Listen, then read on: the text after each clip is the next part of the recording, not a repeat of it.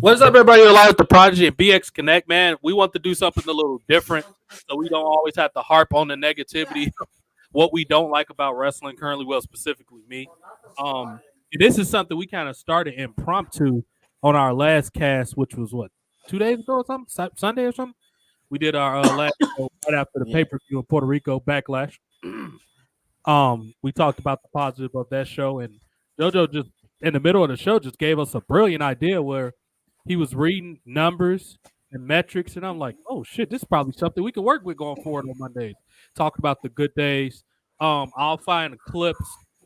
This was something I would like to do in perfect synchronization with JoJo, where we kind of watching something. It's tough on YouTube because of the copyrights, but we'll have to watch something basically with no volume.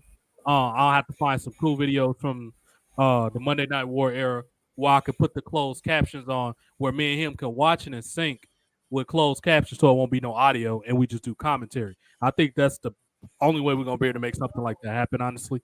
So that's something I'd like to start next week because I didn't have enough time to prepare that this week.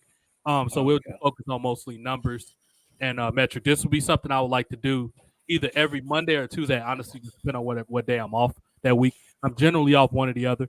It's very rare chances that I'm not off one or the other. But we'll work it in the first 3 days of the week if I work on a Monday and Tuesday. But Yeah. yeah, so we're gonna get right into it. We got things going on here. Marissa come in and say hi. Hey Marissa, right on cue. Yo. Coming up in. I'm sure others will be here once I tag in the video. I'm gonna pass it right over to JoJo, man. We just gonna hop right into it. Just thoughts on NXT tonight, dude. Like it was a good from what I read on WWE.com. 3 quality matches. Breaker was in action. 2 girls that both of them I like. Usually is one or the other on NXT. They have most of the women I actually care about on the WWE roster because they're fresh, they're up and coming, and a lot of them are generally a mixture of beauty and good wrestling. So they got everything I pretty much asked for. Yeah. Breaker's kind of on another level with this heel run. Chase U, who also I'm thoroughly entertained by, they wrestle tonight. The tag team division is the only weak spot for me personally that I don't get none out of. On occasion, depending on which females, like I like Katana Chance and her partner, Cat and Zero. I think she's going. No, that's actually Katana Chance. The other one was Kaden Carter. I like that Yeah. tag team. But the males tag team, I don't really care about any of them. What did you think of the matches tonight? Because NXT, this is like the first actual reset for NXT because last year they were omitted for whatever reason from the draft in 2022, and this year Yeah. they were select people were called up. So this is kind of like its own thing now. So it's like a hard reset for NXT. What did you think of the matches tonight that you've seen so far? The matches were pretty good, man. Not for nothing, NXT has managed to put some really good quality matches together. Mhm. Excuse me. Um, they managed to put some really good matches together. They have the serious storylines with some of the comedic storylines, like the Kiana James and was it what's that kid's name? Brooks Jensen, yeah, that whole situation, and they have the whole little what else? Those other sidebar joints. Oh yeah, Scripps and was it Zion? Zion Quinn. No, the other dude. The little guy with the mask. Zion. A kid, the one that The yeah, the one the A kid is, yeah. Axiom. Yeah, I think his name's Axiom. Axiom. There you go. I said Zion. I was like, Axiom. wait a There you minute, go. is it Axiom or Zion? Okay, go ahead. I'm a clown. Yeah, it's Axiom. There you go. Yeah. Talk about that. Zion Quinn's a free agent, but yeah, Wow. Okay. got to mention that. Yeah, Yeah. last time, but yeah, yeah, they have those things going on in NXT. Then you have the other, the couple other matches and stuff like that. Well, situations. The Schism are in the mix of stuff, but you know the Schism they wrestled tonight. They wrestled tonight. They wrestled for the tag team titles, if I remember correctly, Okay. and they had lost against Gallus. Mm. And that's a whole situation in itself because those dudes are trying to get released, and I don't know what's gonna happen with them, but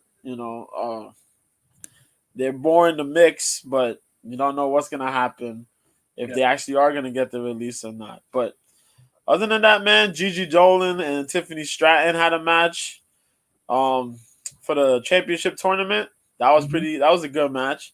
Yeah. That was a pretty good match. Tiffany Stratton won. Kind of expected that. NXT, they're pushing for Stratton, man. They're pushing for Stratton hard. I think Stratton's gonna be that breakout star from NXT, and eventually she'll go to the main roster. She'll do big things, but they're really behind Tiffany Stratton, man. Yeah. Real quality matchup. Duke Hudson wrestled and he won. That other kid, that was okay match. It was a squad. That Berdone kid. Yeah. Damon Kemp wrestled Eddie Thorpe. Eddie Thorpe, I forgot his name in New Japan. But he's from New Japan. I forgot. Oh my god, I forgot his actual his was it Carl Fredericks by chance? Carl Fredericks, there you go. He wrestled Damon Kemp. So this was like his official match against like an actual like someone named in NXT story, you know what I mean, that's been involved in stories and stuff like that. He won the match.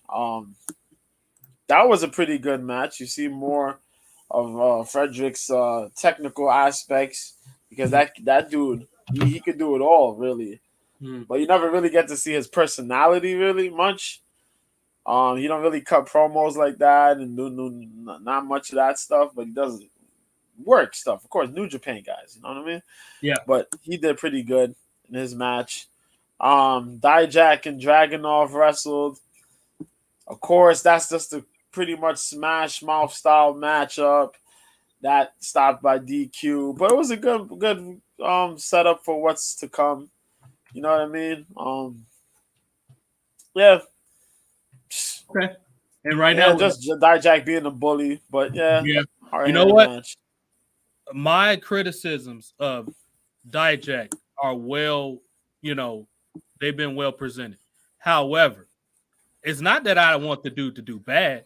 It's just he needs to figure out that you're in a world full of little guys doing little guy stuff when you're huge.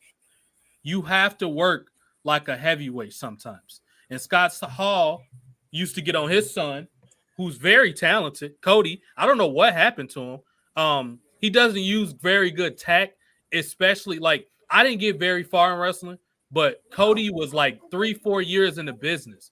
You would have thought that he would have been a little more intelligent with how he approached veterans, specifically Gregory Helms. And I know at times Gregory Helms can be inflammatory. I've seen it. I've had my issues with Gregory Helms, with him and Bully Ray. I've had a lot of issues with them. However, you would think with a guy with the smarts, with a father like Scott Hall, who was generally quite intelligent, he aired a lot of his grievances well after his career was over. Cody, I don't know what happened to Cody Hall, but Cody Hall, his father used to get on him all the time about, dude, you're in a world with small guys. You're a giant. Bring back moves that people haven't seen in forever. What benefit do you have doing topes? And this is going to get a lot into psychology when we're talking about the Disco Inferno. We'll revisit that tonight on this episode. But this goes all to the Monday Night Wars. The Monday Night Wars, and what I would like to do with this is not only about metrics and numbers. Yes, that will be the meat and potatoes of what we discuss. However, the small, intricate details about performing, looking, walking, and talking and acting like a wrestler is also part of why the Monday Night War was successful. And this is something that these people online, these nerds that just watch it on TV and only talk to their friends about it, and they think it's global because you're on Twitter 24/7. This is something they don't try to understand when they try to make me seem dumb, even though I've studied this business from every single angle possible. So has JoJo for the most part. Like, y'all have to understand wrestling's more about, it's more than just moves. Just like the music industry or the movie industry is more than you actually doing your part, being an actor. It's other things you have to know about. So with that said, Scott Hall was encouraged by his father. I'll bring you up after a while, Omar. Scott Hall was encouraged. He encouraged his son to work like a big guy. He said, dude, work top wrist lock. Nobody's seen that in forever. In this case, what is new or what is old is new again. So that's what these big guys like Dijak need to digest, Guys like Wardlow. Now it's all these public articles coming out about Wardlow. Different people saying Wardlow's been getting bad advice. I think Arn Anderson and a couple other people came out. Well, no shit. That's what happened when you have a bunch of marked agents backstage who don't say anything. Nothing against Jerry Lynn, but Jerry Lynn was mostly known for his offense, his moves. He wasn't a psychology guy. That's why people like RVD had a great feud with Jerry Lynn. He did as far as bell to bell, but he had better matches with Sabu because of psychology. That's why the match between and it helps that him and Sabu are best friends in real life. So the match is gonna be good regardless. So this is what guys I want to see Dijak do well. What's up, Victor? I want to see him do well. The problem is what I've seen is he gets in his own way doing this cruiserweight shit. Dude, you're damn near 7 feet tall. Why are you doing topes and backflips out the ring when everybody does that? What happened to being a vast array of diverse characters? He's got the cop thing going, the knockoff boss man thing going. Hopefully he'll get a clue and figure out this is what you need to do. That's why he needs to give Tony D'Angelo a lot of credit. A lot of people try to rub, he was a football guy. He's an NIL guy. That's who you need to be hiring more of. What are you going to do from a standpoint? You're going to hire a bunch of broken down people who's hurt? Go ask Tommaso Ciampa. How many opportunities did Tommaso Ciampa have on the main roster? Excuse me. In WWE in general, how many opportunities did he have? You can't say to the moon, Vince didn't use him right. His first match on TV in that tag match, you could probably put a little bit of it on Sheamus. Maybe it was a miscommunication with the spot. This man blew his knee out in his first match on the main roster. There's only so much you could blame Vince for. That's like that fat piece of crap Eddie Robinson from the NBA got this big contract. The Timberwolves waste crazy money. I don't know if JoJo remembers this, but Eddie Robinson, who's from here, he's from the suburb, like 30 minutes from my house in Thornton, Illinois, which is not that far from me. That's south suburbs. He had a big contract with the Minnesota. I'm talking about it was similar to what they paid Kevin Garnett, like stupid money. This motherfucker came on the first day of practice out of shape. He ran up the court and twisted his ankle. Minnesota was pissed because he had a bad work ethic. So you can always blame the organization, but what are you doing as a player to keep yourself in shape? You can say the same thing for Carmelo Anthony. And I love Cam Newton, but some of his unprofessionalism got in his own way. He could have been great if he didn't get in his own way. But sometimes the athlete or the performer, whatever the case may be, they get in their own way. And that's what a lot of these wrestlers do now. They don't get it. But getting back to the Monday Night War thing, a lot of these guys on NXT that was on the show tonight have potential. I was joking when I said this, but Trick Williams gets it. He gets what a wrestler's supposed to be. He understands how to generate heat. He has an actual quotable shirt. Like a lot of these shirts are a big part of what's wrong with wrestling. The merchandise just sucks. Nobody would wear it in public. Like a lot of people have been focusing on this black eye thing with Britt Baker. First of all, the problem with that shirt was, and where Tony Khan made a big mistake, nobody outside of that group with Paige should have been wearing that shirt. You know damn well if you wear that shirt in public, it's going to be a lot of flack from the general media, especially the virtual signals. The time that we live in, you cannot wear shirts like that in public. So it should have been designed to generate heat. And this is an overarching problem with wrestling where too much of the stuff is not explained, and then you get mad when people don't watch it. You're supposed to explain to people that this shirt was designed for storyline. It's not indicative of the views of the AEW or Warner Corporation. You think Warner wants to be associated with this crap? They don't want to be getting sued by these people, these crazy people. So y'all have to use discretion when you do crap like that. So it only should have been used, worn within the context of wrestling.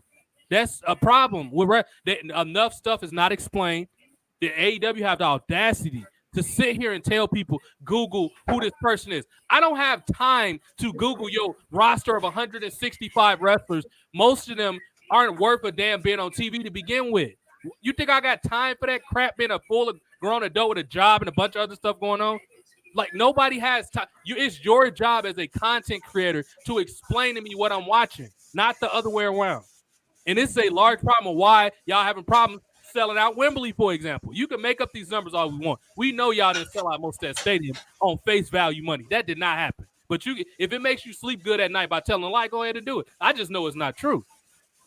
But getting back on topic here, Trick Williams is going to be good. If they don't mess him up, he's going to do good. That guy, that Duke Hudson guy, is he British, JoJo? Or they just is Duke Hudson like a British or something? Yeah. Okay, he's actually British because I thought maybe they gave him like just a name that sounded like that. But I halfway thought he was no. British. He actually has charisma because something you hear me mention a lot on here is the fact that a lot of these UK people with a roster full of UK people, the reason it's a bad idea to push all of them, not only do people not know who they are, most of them don't have a personality. That Duke Hudson kid has a personality. He's actually quite good. Thea Hale is way good beyond her years. I just hope she just gets steadily pushed because she's 19, and I don't want the Randy Orton thing to happen to her where she just coasts when she get like 25. And Randy Orton's been coasted for like 20 years. Like, he hasn't really been motivated to do a whole lot. He'll have spots here and there throughout his career, but that's because I think Randy Orton was a too much too soon type person. Is that fair to say, JoJo? You think Randy Orton had got a lot early in his career and he just wasn't motivated towards the end? I think that's what it was, man. He started. You got to remember when he was young, he was in a couple of these little spots here and there, and then all of a sudden, boom, he's with Evolution. So it was like, right. Yeah. So it was kind of a lot, you know what I mean? And then you're the son of a legend, so like they're also very similar to the Von Erichs. So much pressure, and it unfortunately took their lives. 5 of the 6 of them died. Or was it 4 to 5? Only one that's still alive is Kevin Von Erich. The rest of them died from fame early. Go ahead. 4 to 5. Because one of them, 4 to 5, because one of them wasn't really a brother, but he still passed away anyway. Right. So that right there is an indication of what can happen if you don't manage, or like when NBA talents spend all their money because they had bad managers and they do crazy stuff like Shaq. You know what I mean? Thank God Shaq grew up quick because that man was, and it helped that he had somebody around him like Kobe, who was kind of a hard ass, because that kept Shaq motivated. Because if Shaq was with the wrong team, he wouldn't have been Shaq like we know him now. Because Shaq used to party a lot. He came back like after put like 100 pounds overweight, and Kobe was like, "Dude, what are you doing?" You know what I mean? So it helps sometimes to have somebody kicking you in your butt like Kobe was doing Shaq. You know, and I think a large part of what's wrong with these wrestlers now is they don't get the appropriate feedback. Now, I'm not a person at all that believes in tearing somebody's character down because that's counterproductive. I will never do that. That's stupid. It's a constructive way to tell people, like, for example, the diving out the ring stuff, or hitting multiple finishing moves. The problem with the Young Bucks, and God bless them for the money they made with the shirt some type of way. They're entrepreneurial, but in a stubborn type of way. Like they'll get a good idea and they'll be successful at that, and they'll forget that they need to keep growing off that success that they already have. So you see them killing their finishers on TV or killing spots. And Tony Khan's not the type of boss. Triple H barely is too, but Triple H is a little more old school because he grew up in the system with WWE when they were forced to be successful or they were going to go out of business. So he has a bit of common sense, a little more than Tony Khan, but Tony Khan is a guy that has money that can do whatever he wants. So it don't help that he has more money than Vince. So he really think he's invincible. And the problem with Tony Khan is he's not going to be a boss to a lot of these people. He's not going to tell them, bro, that's not good for our TV, for everybody's match to be structured right. And then none of these wrestlers want to listen to Jim Ross. Jim Ross might be top 3 reasons why pro wrestling is successful to begin with. This guy brought in the whole Attitude Era roster. He managed them, and he's the voice of pro wrestling. These wrestling fans don't even want to listen to somebody with the resume of Jim Ross. Who do you think they're going to listen to if they're not going to listen to Jim Ross? They don't want to listen to Booker T. Booker T, and we might well leave with this now because we forgot to talk about it on the last show. This dude ordered DoorDash on live air, JoJo. This man was doing. He didn't care about what was going on TV. He didn't care there was a camera. Hey, dog, I want to get the Wingstop got a sale, dog. If I order the next 30 seconds, I'm gonna get a 99-cent off on the delivery fee. Can you dig it, dog? Man was ordering goddamn Wingstop or something. He did not care what was going on wrestling, bro. That right there should tell you that something is wrong in wrestling. Like the veterans are just tapped. They be like, you know what? I'm just gonna show up and get my check. I'm gonna go home. They don't even care no more, dude. That's how bad it is, JoJo. Like, Jim Ross is also the guy that signed Cena, Orton, Brock Lesnar. That's true. From the OVW, like the last good productive class from OVW, like the last really, really good. Like Al Snow is trying to do things, but no disrespect to Al Snow. Al still had good ideas for his character, but he's not like he's kind of an old school Mark. He was trained by the Andersons. The Andersons were good tag team wrestlers, but they were in that bubble that didn't want Vince to sell and go national. So you already know people that got that mindset, not going to train wrestlers to be sports entertainers. So it's only so much that Al Snow can do with OVW. I honestly think he would be better off as a coach and maybe a little bit of a character coach for people with gimmicks in OVW, but he's not a manager type person. You got to have like a Bill Watts or a Vince to do that because they're the only people that's going to put their foot down and orbit. Even sometimes Cornette. The problem with Cornette is Cornette doesn't have tact. You have to have a tact. Even when people do crazy stuff, you have to know how to like do tough love, but it's the way you deliver it sometimes, or you'll kill people's confidence. Cornette is not good at that at all. He's really, really bad at that, which is why he's never been anywhere long time. Impact has given this man so many opportunities. This man is trying to run people over with cars, murder Vince Russo, hit people with baseball bat. Like, you cannot have somebody like that in the locker room. Cornette is crazy, dude. Like, you cannot have Cornette in the locker room. He's just not that type of guy for that, you know? JoJo's over here laughing. I'm dying because it's true. This man literally was, I met this motherfucker in my car. And I think he was bragging about hitting one of the office dudes at OVW with his car. Like, come on, Cornette. Like, we know you're crazy, but come on, man. You cannot be out here getting manslaughter charges against the company. Like, come on, dude. Was there any news before we get into the metrics and the numbers and stuff? Any news from current stuff that's gonna, as it relates to the belts or the draft or any of that type of stuff? Nothing much really, other than Seth Rollins won one side of the bracket of the tournament, the Raw side of the tournament. We gotta see who comes out the South, the SmackDown side, and then that'll happen. And Brock is gonna wrestle Cody again, and I don't know what type of match they're gonna have, but yeah. Is it gonna be at Night of Champions? Yeah.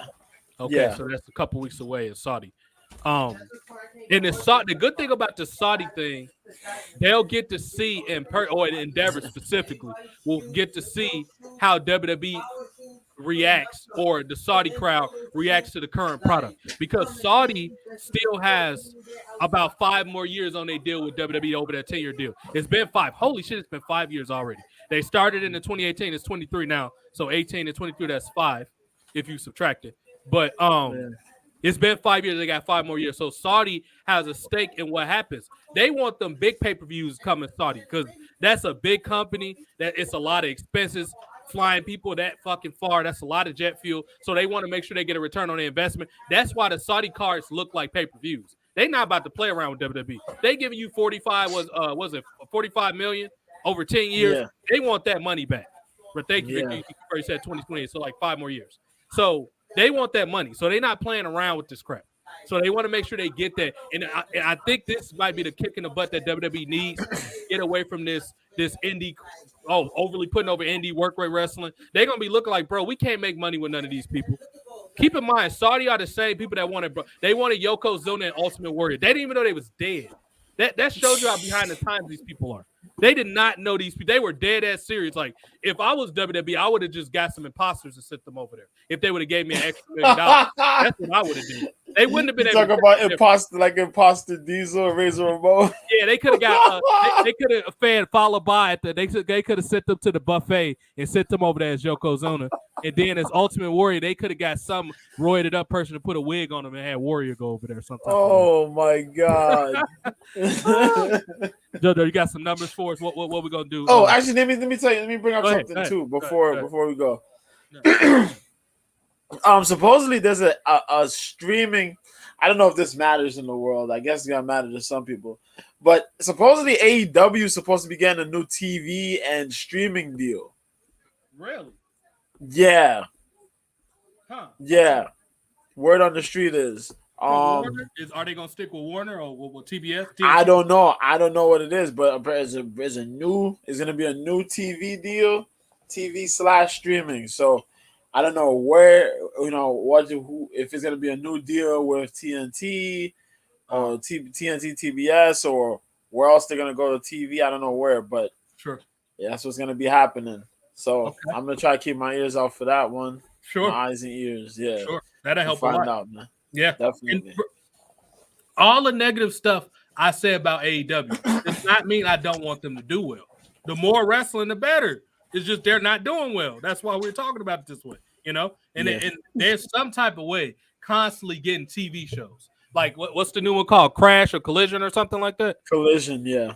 They found a way to get another TV show out of these people. And I understand cable is like on life support at this point, and they trying to get any type of live content. Because before we got on here, I was looking at videos about how all the numbers in baseball are extremely down. And they added the new rules where they added the clock, the pitcher's clock, and the batter's clock, and all that type of stuff, and the rules that come with that to speed the game up. Because baseball has been dated for way too long. That should have happened 10 years ago. But they added that in there, so they're trying to speed that up because baseball got stadiums like the St. Louis Cardinals Stadium is well below capacity most of the time. That stadium seats like 98,000 people. That is way too big for a baseball stadium. So they had to tarp off certain parts of it.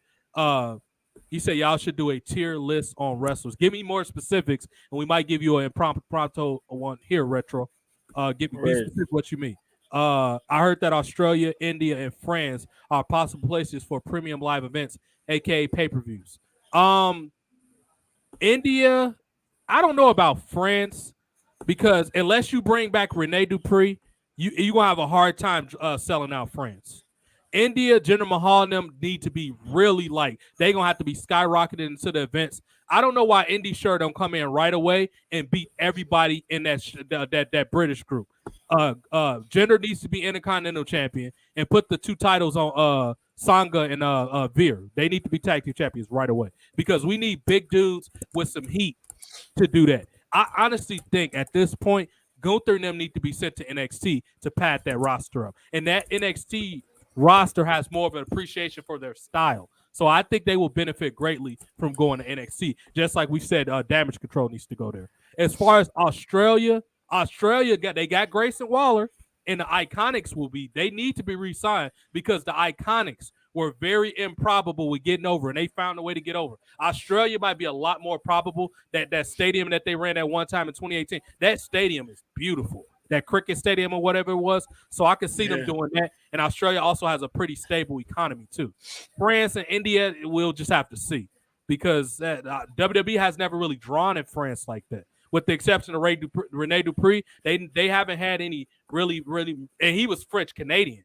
They haven't really had many French main eventers like that. Not in like 40 years, maybe back in the 70s or something like that. But not Andre the Giant. That was a long time ago. Andre died when I was a baby. That was a long time ago, you know.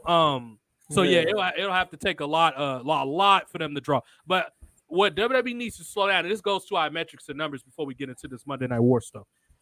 What WWE needs to stop doing specifically with the NXT brand, you have to stop expanding until NXT America breaks a profit. It has not been one profitable year for NXT America, and it's been around as a regular brand since about 2014, maybe 2013. They have not broken a brand. They haven't turned a profit at all. Profit means you make more money than you put in. If you make the exact same money, it's called breaking even. Obviously, anything else is losing money. So they have to make that a marketable brand first. This NXT Japan, Triple H, is your nose stuffed up or something? Are you not, or are your ears and nose stuffed up? You need to get their shit drained because you're clearly not listening to me and JoJo when we clearly told the story the other day about how you tried to lowball Naito, and he walked out that restaurant on your silly ass. Why are you constantly trying to go to Japan? They don't want you over there. Japan has like 3 major companies as it is. They got New Japan. All Japan absorbed with is that a part of NJPW, JoJo, or they still their own separate? All Japan, the one Baba started. No, they're all separate. They're separate. So they got New Japan, All Japan. Did DDT and Crash go out of business? DDT still exists. I don't think Crash does, but I know. So they got DDT. That's 3, and then they still got I think where was Pac at when he was the champion? What's that place called? Pac was that was in Japan? He was champion. Dragon Gate. Does that still exist? Yeah. Okay, dude. Triple H. Clean your nose, clean your ears, motherfucker. You're not going to Japan, bro. Get this shit out. Y'all can't even make NXT UK profitable. Why the hell are you trying to go to Japan, Australia? And you have to have stars to draw these people in. Or you're going to have random ass people jumping in the crowd like dude did with Randy Orton, low-bowing people. Like putting your wrestlers in danger. with this stupid ass shit. Like, and you got to make sure these countries gonna be having civil wars, and then they have to have a stable economy, obviously, or they won't have money to spend. Like Mexico is hard enough to break into because they have a weaker dollar, but Mexico has a long, very respectable history of wrestling. Victor was talking about CM Punk. CM Punk will be happy to see Roman Reigns in India wrestlers like Jinder Mahal. He definitely would. CM Punk's kind of an inside joke with my wrestling community. This random ass dude that's a huge Roman Reigns fan. He thinks Roman Reigns is Indian for whatever reason. Victor also this motherfucker actually thinks Roman Reigns is Indian. I heard that Australia and he already read that part. Retro says there is a tier list website where you can put wrestlers either A, B, C, D, or F. I would love to do that. Inbox me that. Retro, do you follow me on Twitter? If not, follow me on Twitter. Because I think you might only follow me on YouTube. Send it to my Twitter. It's TJ Time 1991. All lowercase letters. It's TJ Time 1991. Send me that. But we'll definitely do an impromptu one tonight for you if you could send me that demo. But I'm pretty sure I can tell you this right off the top of my head. Let's just go with the first two categories. In the A and B category, it ain't gonna be a whole lot of people there. It's gonna be like 2 or 3 people in them male and female. It'll be a hell of a lot of people in the DNF though. C, you might have a sizable amount. I would say most wrestlers probably fall up under that C category, or it's a decent amount of them. So while he's getting that ready, y'all, we're gonna get into what you got for us as far as do you have a certain year you want to start with, JoJo, or you want to freestyle it? What you got for us as far as the numbers? Well, we did WCW, right? Yep, last time we did WCW. We did WCW the other day. We could talk about the most watched WWE cable matches. Yep. We could talk about those. They had a list of 13. 13. Holy shit. Yeah, they got about 13. Then we could get a couple more. We could find a couple more based on like the episodes and whatnot. Sure. Let's start with that 13. Based on Raw episodes, yeah. Yeah. So let's go. And these numbers, I'm actually gonna go from the 13 all the way to number 1. This probably will mess y'all up, but you ready? I'll go for it. All right. So the highest rated matches on TV, on cable, ever on cable. That's like pay-per-views and all that. But yep, this is what it was. Now, number 13 was the 1988 Royal Rumble match. Wow, was that the one Duggan won or One Man Gang? Which one of them won though? I forget, but this was like 1988. So, I don't know. I'll check for you real quick. Go ahead, keep going. Yeah, you can check that. Hold up. Followed that with number 12, which was Cactus Jack versus Mideon and Viscera. I remember which was on the 5/10 episode. May 10th episode of Raw in 1999. Yep. I actually went back because during one of my my reviews over the past couple weeks, I actually found clips of this episode on YouTube, and I was dying with laughter because of how insane Mideon looked attacking this man with a steel chair. Bro, the chair shots that Mideon blasted this man with should not be legal. Yeah. Who's in that match again? I'll look it up quick, Jojo. Mideon and it's Cactus Jack, Mideon, and Viscera. Okay. It was a 2-on-1. It was a 2-on-1 handicap match. I thought so. Yeah, I remember that match. Yeah. Go ahead. You keep going. I think this was during the I think this was during the corporate ministry. It was because Mideon and Viscera were finished. If I remember. Yeah. The number 11 is Jeff Jarrett versus Val Venus during that same episode of Raw. That was at 8.4. Wow. 8.4. That's quite damn good. Yeah. So we had on that same episode, we had the Big Show versus Test. That was also at 8.4. Nice. We have at number 9, Kurt Angle and Chris Benoit versus The Rock and Kane. That was on a July 24th, 2000 episode of Raw. That was 8.4. Kurt Angle versus who? Kurt Angle and Chris Benoit versus The Rock and Kane. Oh, that's awesome. Okay, now let's slow down for a bit because I want to connect the dots with people really quickly before you continue with that. Y'all notice the thing that everything JoJo just said in first of all, the May 10th, 1999 episode is the highest Raw episode in history. It's that one, and I think either the week before or the week after. Those are literally the highest episodes of Raw in history. Now, I'm going to have a challenge for JoJo because what we can do is we can swap between both shows to see what they were doing. So, I don't know. Did you read what WCW counteracted WWE with that week last time? Or did you not have that episode, Jay? Hold on. Let me see if I actually can. Yeah, if he can find that while he's doing that, I'll just add some context to what he just said about the WWF side. Jeff Jarrett, Val Venis, Mideon, Mankind, Cactus Jack, Kurt Angle, and others. Well, and by the way, that Royal Rumble, but that 1988 one was won by Hacksaw Jim Duggan. What all those people have in common is charisma. And that's something right now that wrestling is grossly missing right now. Nobody has a character. And then they get mad when you don't know who Joe Blow Green is. Like, bro, we don't know who the fuck this dude is or this girl. It's your job as a content creator to explain to me who these people are. I'm not supposed to know who these people are. Like, if you had time to, that's like a part-time job almost. Unless I'm getting paid to do that, I'm not going to know what these people are. So they all had charisma, and the matches were short, and the matches were meaningful. They have the arrogance now, all three wrestling promotions, Impact, AEW, WWE, to have extremely long matches with no characters, and they don't mean anything. None of the matches have any consequence, and you wonder why people don't watch it. You know how hard of a sell it is to sell to a casual fan to watch your overly long match with no characters, and they throwing bad punches. When they can go watch bare knuckle fighting with uncoordinated punches and still get entertainment out of over that versus wrestling. This what these marks that want wrestling don't understand.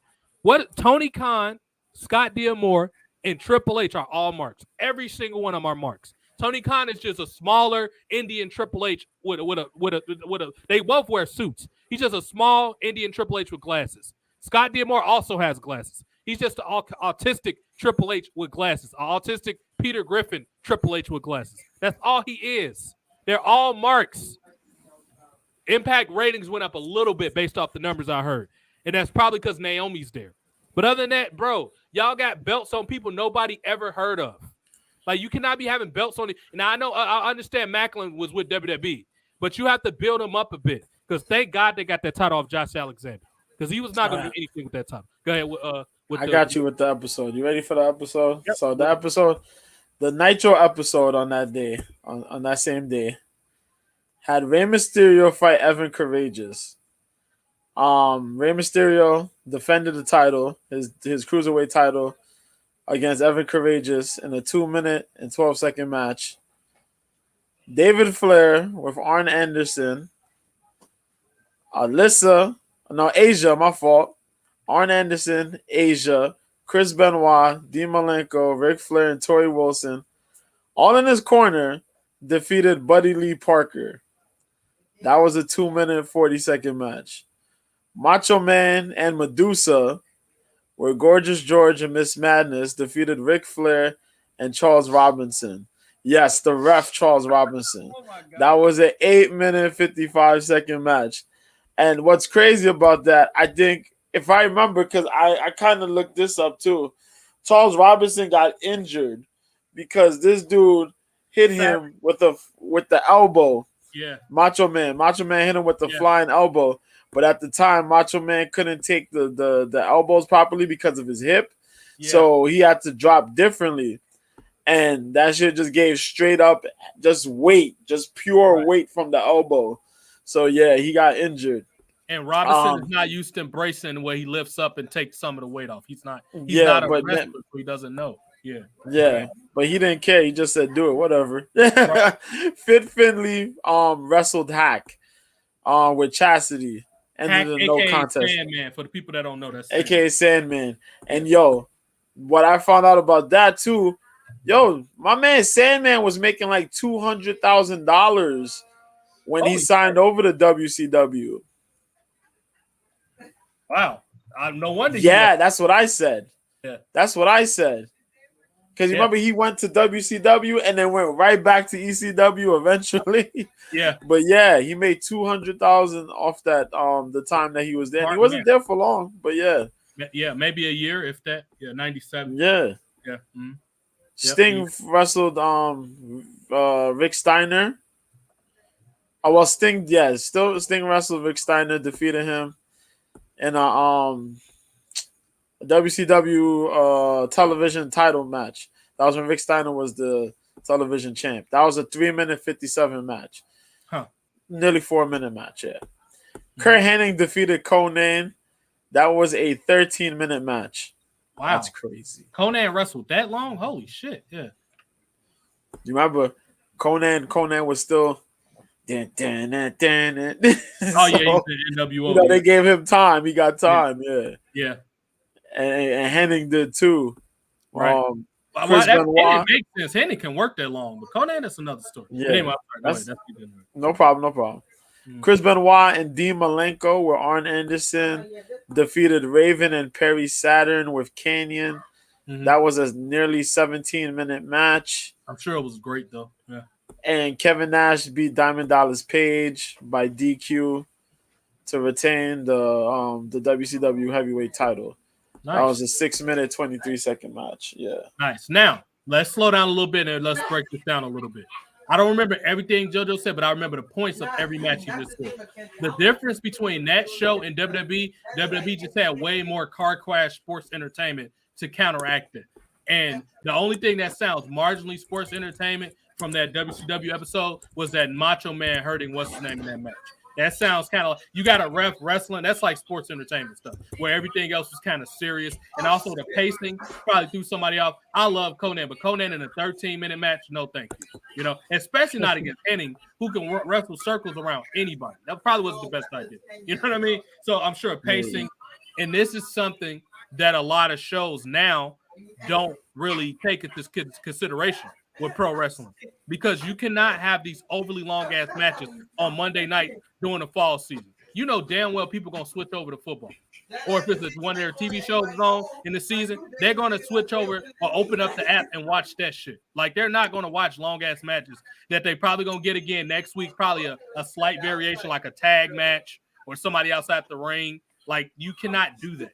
And these are things I hope WWE, somebody in management is watching. They usually are. Y'all have to know that when y'all do shit like this, it's not going to end right. That's why they need to go back and look at these old episodes. And that's why me and JoJo are doing this. We're not doing this to be dicks. We're doing this so y'all can see that y'all can improve and do better if you actually try. All I want you to do is try. I'm not one of those people that hyper assess or I'm not Meltzer that's going to sit there and try to pick apart. This dude was foolish enough, and we've mentioned this a couple times in the past. It's worth mentioning again. Dave Meltzer, who Victor aptly calls him Dave Marksler, this dude sit here and said that WWE did not have a 5-star match until 2011. Let's just think about how absurd that sounds. I don't think Dave Meltzer was being honest with himself when he said, I hate to see how he judged women. He'll probably call a 10 a 6 or something like that if she don't have work rate. I don't know what the fuck he'll do with women. But this man has to be out of his goddamn mind. He lives in San Francisco, so maybe he got butch. He like butch women. He like Sidney McLaughlin. Walk through my window. Maybe he like people like that. I don't know. But I would hate to see how this dude judge females because he has bad taste in wrestling. Let's slow down, Dave, and think about who was in WWE from 2000 into 2011. You had Kurt Angle. You had a healthy and still alive Eddie Guerrero. You had a healthy Chris Benoit. You had goddamn the Hardys were there. The Rock was on. Jericho was there. Austin, Triple H, D'Lo Brown was in WWE. You're gonna seriously sit here with all the luchador wrestlers, with the female. The female was pretty solid. You're gonna sit here and tell me that of all those people, it was not one mainstream. And you forgot about ECW and WCW, who was not bought by WWE until 2001. You're going to seriously sit here and say it was no 5-star match in WWE and expect people to pay that much $12 for your shitty newsletter. $12, dude? It might be higher than that now. The last I checked, it was $12. That's more than goddamn at the time Netflix, goddamn Hulu. You are on crack, Dave Meltzer, for those two reasons: that price that you charge, and then you sit here and have the audacity to say WWE didn't have a 5-star match in 2015. You out of your damn mind, dude. Like, and you expect people to take you serious? Let's take a quick pause for the calls and actually put up a fan request. If y'all want us to have requests, we'll do it. Shout out to Retro from the community. We're gonna put this up. I didn't even know this damn thing existed. You can share this on Twitter. Me and JoJo are gonna create a roster together. What I'm gonna do is I'm gonna put them up. And JoJo, I'm gonna be the mediator. I'm gonna put somebody up, and then I'll leave it up to JoJo if he think they deserve to be in that category or not. So these first two, we're gonna split into main eventers. And all the categories he's blocked here. I hope I did this right. It say add text. I don't know what I'm supposed to put there. Can I drag this? Can I drag this, Retro? I'm not sure if I can drag this. Can I reassign these categories? Like put it like over here or something? If not, we're gonna take this roster. And what I'm gonna do is fan service, good people. If y'all got a suggestion, bring them up on the show. We'll do this every Monday or Tuesday or Wednesday, depending on what day I gotta work. So what we're gonna do is I'm gonna put them where I think they should go, and I'm gonna ask JoJo, do you think they should be there or not? That's what I'm gonna do. And I'm gonna try to be open-minded with a lot of these. Okay, say save and download. This is the current roster. Let's start at the top. Let's go with Dawkins. I'm gonna go with Dawkins. Let's put Dawkins in the mid card. And then, like I said, it's gonna be male and female in these slots. This is lower card over here. That's gonna be obviously with the lowest ranked people. I'm gonna put Dawkins right here. With Dawkins, I think he's better with Montez Ford. I don't see what you do with him in the main roster. I could see him being a main eventer probably in NXT. What you think, JoJo? Dawkins mid card, or you think he can go singles? What you think with Dawkins? I think Dawkins is a mid card wrestler. I think Dawkins is a mid card wrestler. If he was to ever go single, I would put the U.S. title on him, not the Intercontinental title. He'll probably be there. That's why I see him. Why specifically the U.S. title? Because it's probably to me, it's pretty much like his overall. What he brings overall. It's like, you see him in the tag team, and it's like, all right, cool, they're a cool tag team. But then you look more so at Montez Ford. Montez Ford puts himself out there more of like a main eventer, a guy who could possibly win the world title. He'd look good with the IC title. Where you have a guy who works good, like Dawkins.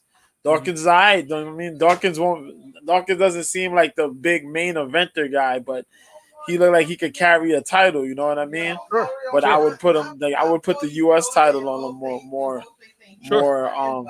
Because of how he works good. You know what I mean? He works good. I don't know about his promo cutting. His promo cutting segments and stuff like that is not all that. You know what I mean? There's times where he does do some things where he sounds good on the mic. Other times, not necessarily. Like he needs that backup, that lift. Like, you know what I mean? Sure. So I would have him somewhere like that. Yeah. Sure. And Taz is more the fire plug in the group. That's fair. Yeah. Now let's go to a female. Let's go with Aaliyah. As tempted as I am to put Aaliyah in the main event, I think she needs a little more time. I will say this about Aaliyah though. A woman that's that fine needs to be on TV a lot more than what she's been. Let's put it like that. I'm gonna put her next to Montez Ford. She's a nice mid-carder for now. She has the potential to be a main eventer, but she needs a little more time. She just haven't really done much, but it's definitely there. But when you that fine, you need, what I mean? She needs to be on TV consistently. What do you think of Aaliyah? I agree with that. I agree with everything you just said. I agree with that. Yeah. We're gonna keep it pushing there. Let's go with Angel Garza.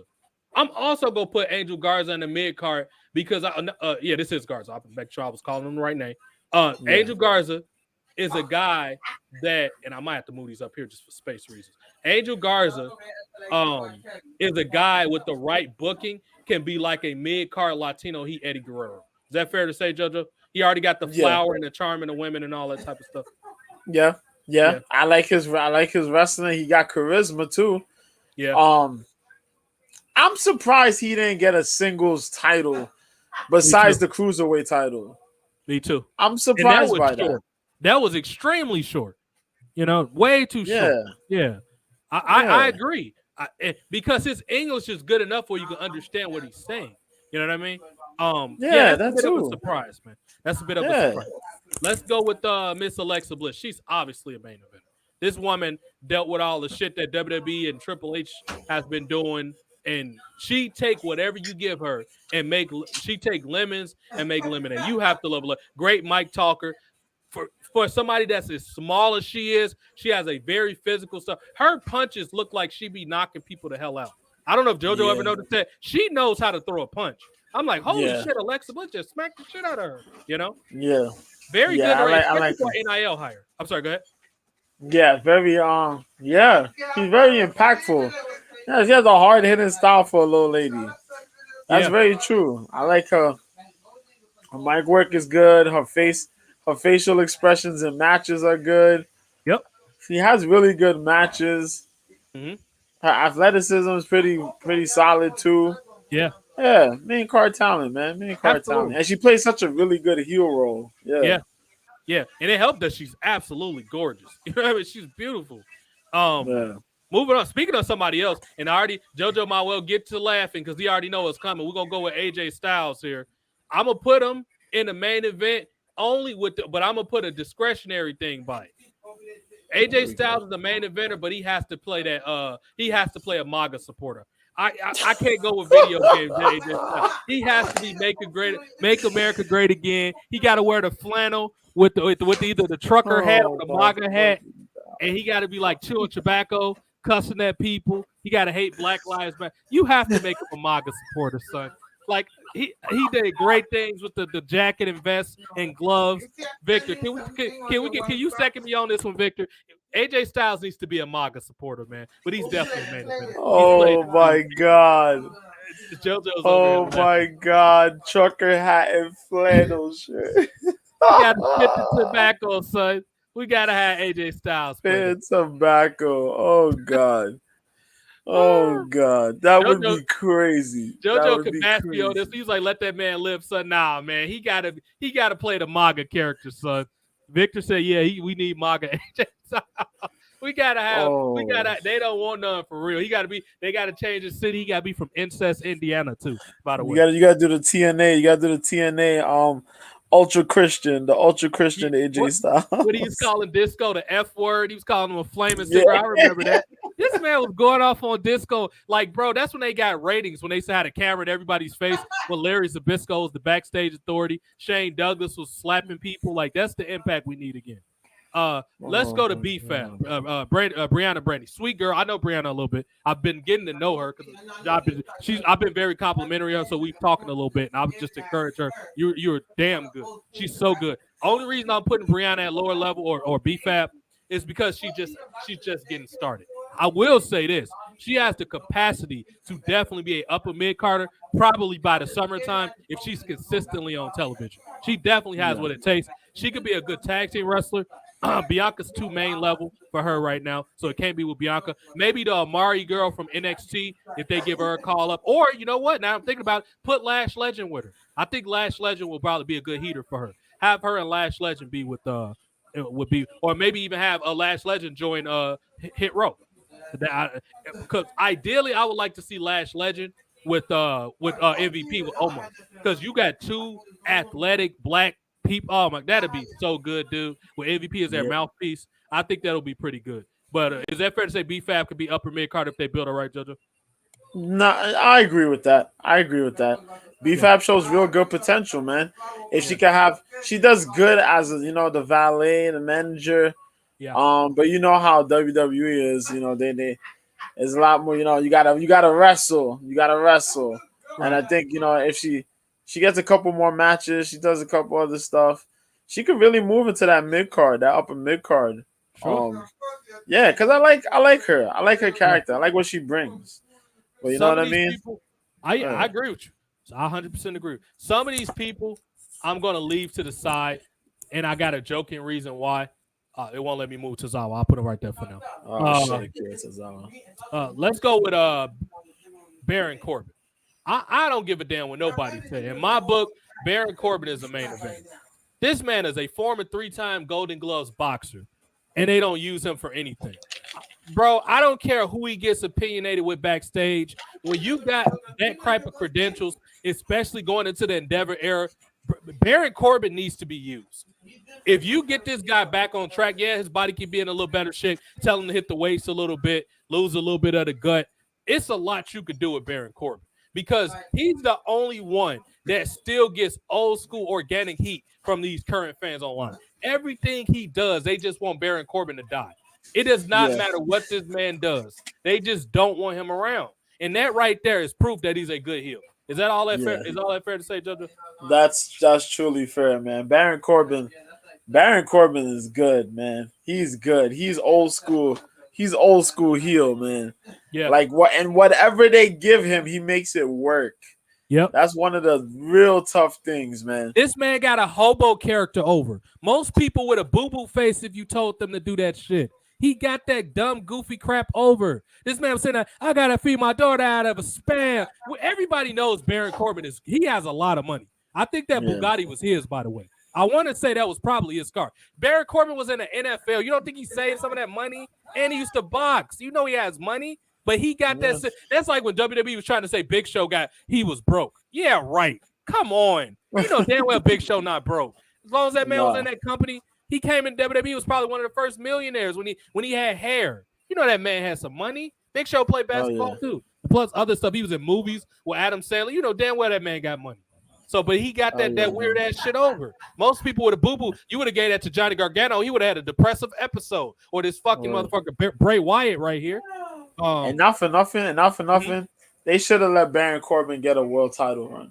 Yes. They should have let him get a world title run. Oh, absolutely. Yeah. If you could put the title, and I like Jinder Mahal, if you could put the title on Jinder Mahal, you definitely could put the title on Baron Corbin. Like, come on. Yeah. And Miro, who's not on the roster, is another person I would have put up in that category. The fact that Miro did not have a world title run is ridiculous. Boy, these things get quite weird with Rebecca Quinn. I'm going to put Becky as a mid-carder. And the reason I'm putting Becky as a mid-carder is because she has diminished quite a bit since she's come back from pregnancy. I'm not buying into this Lady Gaga. Don't get me wrong. She looks hot with that black on, with that leather. She looks much hot like that. However, when you got people on the rise like Bianca Belair, you got Liv Morgan who broke out. You got people waiting to break through the crust like Lacey Evans. You got all the NXT went like Mandy Rose. Everybody in Toxic Attraction is a star ready to happen. Every single one of them. You got the tennis girl now, Stratton. You got Nikita Lyons. You got Katana Chancellor. Bro, Rebecca is almost like all the four horsewomen except Charlotte are all almost passe news at this point. Because all those women I named, them, all of them look way better than these women. They're fresh. You're not overexposed because the four horsewomen been a featured part of WWE since like 2016. So people are a bit burned out on them. Becky personally, she's a great human being, as far as I know, as far as charity and she's great to her fans. I don't know much about her personally, but she's for the four horsewomen, and her and Charlotte are the nicer ones. Everybody else, they throw fits and all this shit. Becky is a decent looking lady. Some of my community is a bit hard on her. I actually think she's quite cute, but she's a mid-carder in my book. You know what I mean? I think she's dropped down a bit. The whole big time Beck thing, I'm not buying. It's too insular focused. I think her and her wife, Seth Rollins, in their mind, they're these like Hollywood celebrity crazy people, but nobody gets that because WWE has less fans now than they did back then. So nobody gets what you're going for. So once again, this goes back to them poorly explaining things. Nobody gets that they're supposed to be crazy Hollywood people. How about y'all explain that? This is not hard to do, WWE. Y'all just are fucking lazy. That's all it is. So, main event or mid-carder to you, JoJo? This is his own decision. He's a grown man. He can say whatever you want. I'm just to me, mid-card, but JoJo maybe he thinks she main event. That's cool. I like Becky, though. You know, we talked about this before, and I told you my opinion. Becky Lynch was on fire. When she left, that was it. When she came back, it just wasn't the same. Yeah, that's it. Yeah, that's it. A while ago, I would have told you, "Yep, she's that main eventer. She's gonna be that main eventer." Yep. But yeah, she left. You know what I mean? She went, had baby, came Yeah. back. Then it was just like she lost steam, Yeah. and she never quite got that steam back. And they Right. try to put her in these situations where she's above everybody. You know what I mean? She's super uber powerful. She got the John Cena super strength. She beating up 2-on-1s and 3-on-1s, and it's like, bro, no, it's not it no more. It's not Yeah. it no more. Big time Beck's the man. You can do whatever you want, but the steam is not the same. It's not the same. So Right. yeah, she's like upper mid card, man. Upper mid Yeah. card, mid card. Yeah, nothing else there really. Yeah. Some of these people we just not gonna have enough time to talk about on this episode. And Oh nah, this- you're not gonna put Gunther in the lower card, man. You gotta Hey, put that son. man in Go upper ahead, go mid ahead. card, man. You're not gonna do that to Gunther. You're not gonna do that. I see you. That's why you were slipping. I seen you. And you're not gonna put Candice there either. You gotta put her in mid card. Hey, That's Candice Triple H. Triple H is effing up, man. Candice should have been mid card, upper mid card, man. I But love because Candice I don't LeRae. know what the hell he was doing. I don't know what the hell he's been doing with her booking. I But love Gunther, Candice nah, LeRae. you're not gonna put Gunther mid. Okay, for low card. JoJo's sake, I'm gonna move him over here. But if we run out of space, I'm putting this monkey motherfucker back over here. Candice LeRae was better as the Ditsy Valley girl. I don't know if she's having health problems or what. And I'm trying to be nice about this. Her looks has drastically changed. And I don't know if it's a medical thing, so I'm not gonna go hard on her. But something about she used to be cute. Candice LeRae used to be cute. In like 2017, I'm like, that new blonde chick is cute. That was with Gargano. And she can work. She's tough. I've seen her bleed, fight dudes. It's just at this is purely booking. I'm going off booking. Almost no, some of this I'm not gonna lie, it's personal, like these two motherfuckers. I don't dislike Butch as much. It's just, bro, like, come on, man. This is personal. I'm sure some other people I'm put up there about to be personal. Hold on. Masay, I want to like you, Dio, man. Where this motherfucker just go? I clicked him. Yeah, You going up there. here. Yeah, motherfucker, you going up here. This gay ass model shit. Nah, bro. I can't. You and my Mansoor. Y'all ass. Oh my god. Put this boring asshole up there too.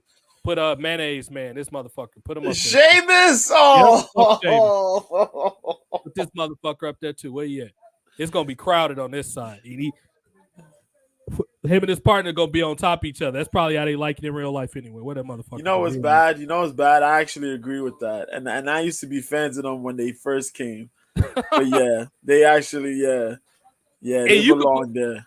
what They y'all haven't think done- of what we doing so far, crowd? Everybody, y'all a bit quiet. What y'all? But yeah, go ahead. I'm sorry, JoJo. No. I'm just saying, yeah, I agree with where you putting them at, man. Yeah, I never thought they would fall off this bad, but they have fallen off bad, man. It didn't help that they storyline with the Street Profits was them getting turkey legs out of a golf hole. Where did you expect them to go after that? And this is why I said WWE does not. JoJo must be laughing because he took a long pause. WWE does not think long term when how the damage that they do to their performers with a lot of these dumbass decisions. Why did y'all? It started off cool with the competition, and then it got goofy. Now they finding turkey. Like, come on, man. What type of lame ass slapstick Space Jam ass shit is that, dude? That is dumb, and y'all know it is. Well, What- don't forget the ninjas. Don't forget the ninjas. Oh my god. Almost was a ninja, remember? He was a big ninja. I think that's how he was introduced. You are absolutely Yeah. right. Now, Yeah. let me make a controversial decision. This one right here is going to surprise a lot of people. Bray Wyatt is going to mid card. And this is why. This man has cool mask. He's had good ideas. However, this motherfucker here cannot stay mentally sane to change his life. If he's not, getting in marriage trouble and dragging WWE into his legal stuff and knocking up different women, this dude, bro, you're a millionaire. You can afford psychiatrists, the top level doctors. Why are you letting these mark ass fans get in your head? You're fucking Bray Wyatt, dude. They paid you way too much money for this Uncle Howdy. And bro, y'all got to stop blaming Vince McMahon. Vince McMahon gave this man every single opportunity to get over. It's his fault at this point.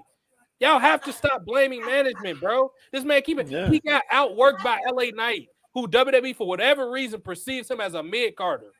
You got to be kidding me, bro. That's why Bray Wyatt's going to the mid. That's facts. Yeah, I think JoJo pretty much agrees with that. Yeah. I do. Cedric, I brother. do. Man, I want to put you over here, bro, but the Hurt Business is not a thing no more, man. Shoosh. You know what? He's actually all right. I'm gonna put Shoosh over here, just because he's leveled up. I'm gonna put Shoosh over there. I don't give a damn when nobody says Elias is a main eventer in my book. Y'all can kiss my ass with the way he was booked. Motherfucking Elias is a main eventer. Anybody that can get that much heat, he had a 10-minute boo diss track with Kevin Owens in Seattle that day. That right there is why he's a main eventer, bro. If y'all not calling this man a main eventer, y'all are not being JoJo. Who do you remember the last time? Probably since The Rock was in Sacramento and he had that concert calling them fat and stuff. That was the last time somebody got booed like that in an arena playing a song. Yeah, true. The only person they try to get that's actually getting up there is probably Dominic Mysterio. For some reason, I don't know how he get booed like that, how he get heat. And he don't got to say a word. They just throw the mic at him. But yeah, I think it's that boo, legend. Yeah, that boo though that he got that day, Elias got that's epic, man. That's epic. 10 minutes straight of booing. 10 minutes straight. Crazy, son. Bobby Lashley. Look at this. Oh, you talking about a class? Now these are people who've been sort of with Lashley. These two have been thoroughly used well, I would say, of the last couple years on Raw. They've been very well received. Carmella. She's a main event.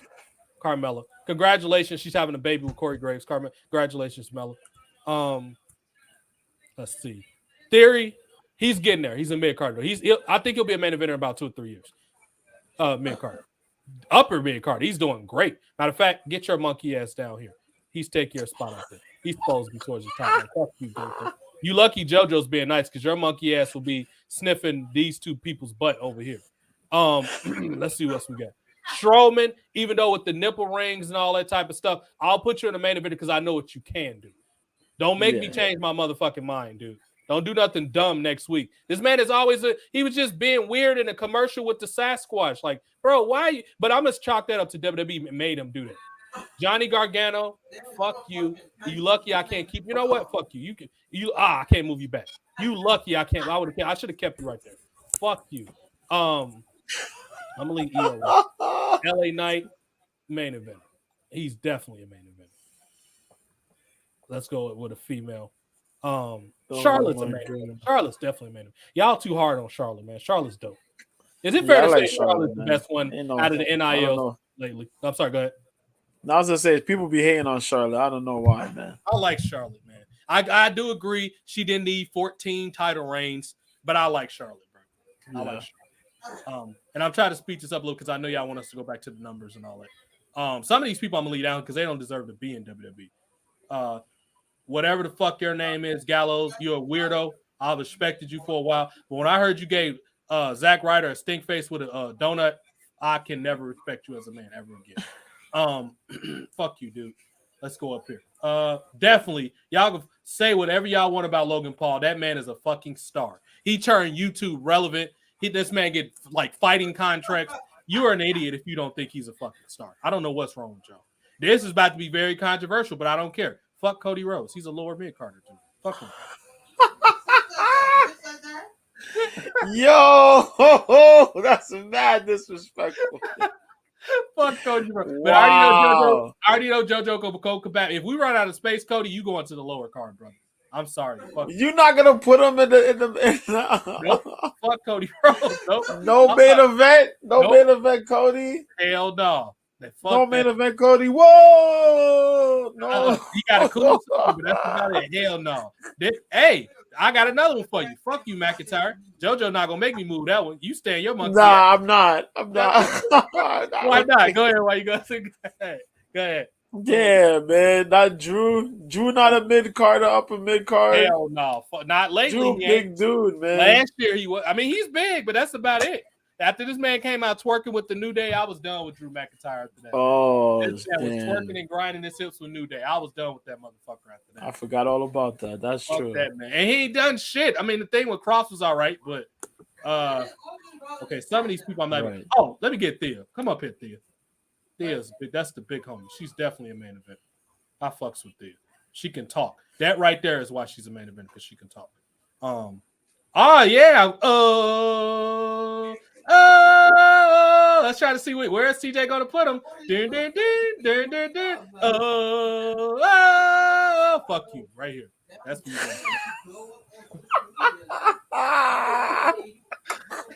That's another one I'm using authority to veto. Jojo, I level with you with Cody. Fuck Seth Rollins though. That motherfucker needs to fall off something quick.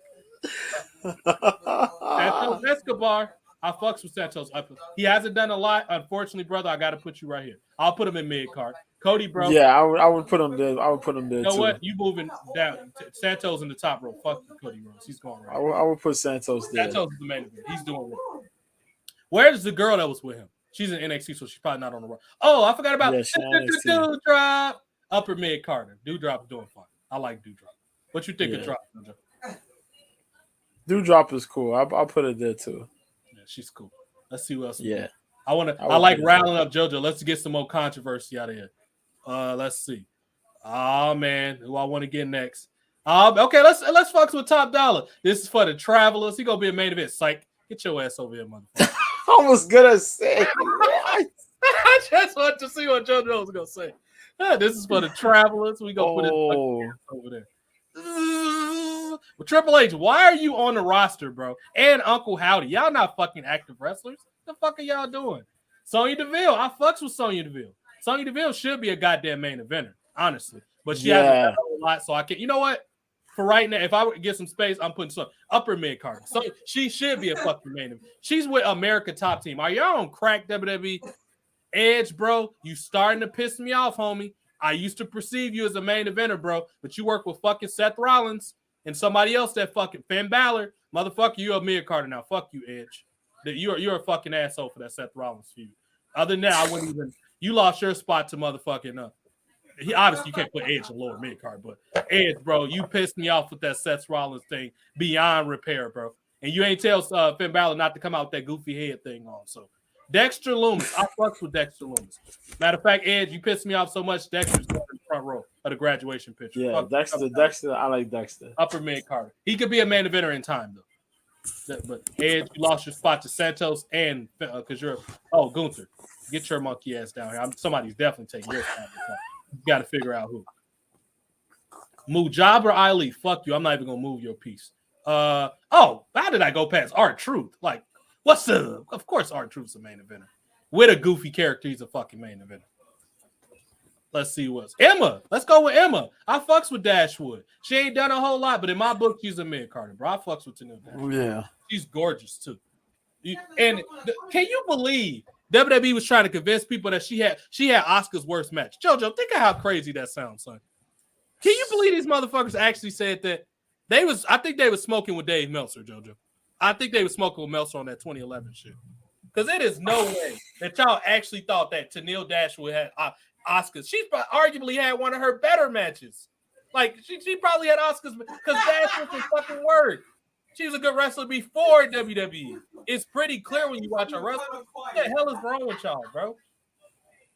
Let's see you up. I fucks with Solo Sikoa. Solo Sikoa, mid Carter.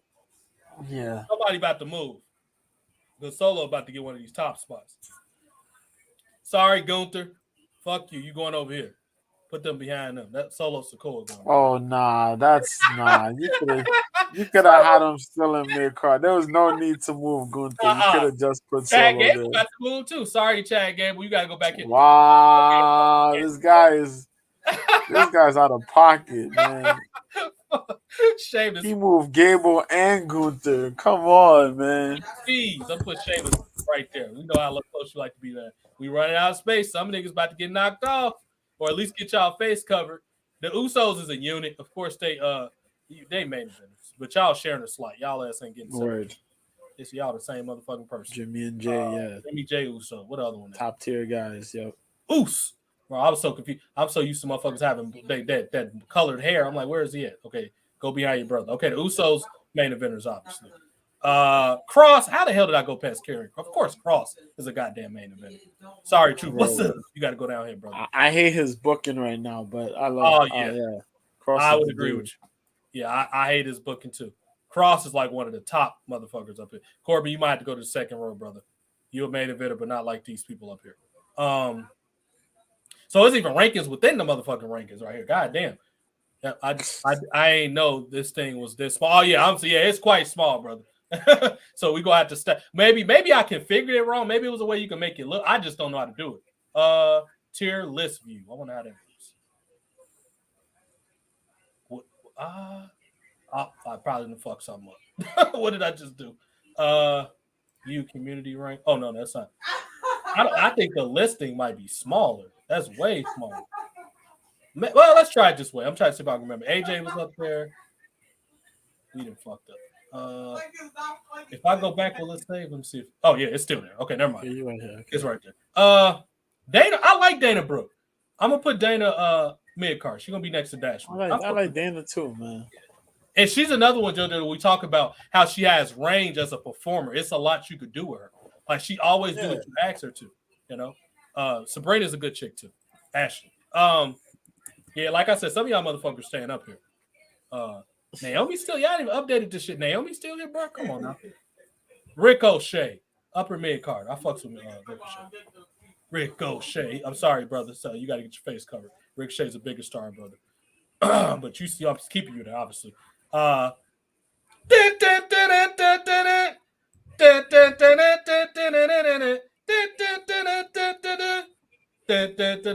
he go?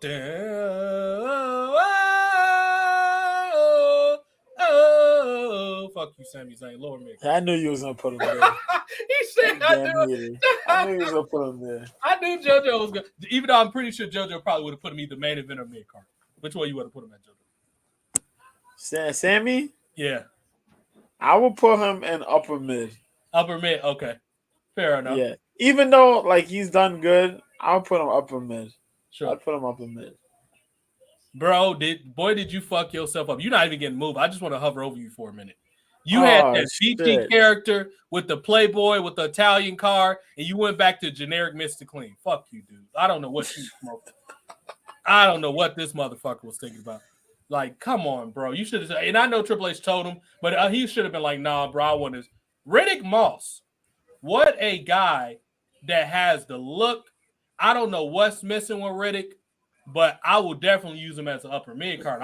I will even put him over Bray Wyatt. Fuck you, dude, because you're a fucking quitting. I probably would too.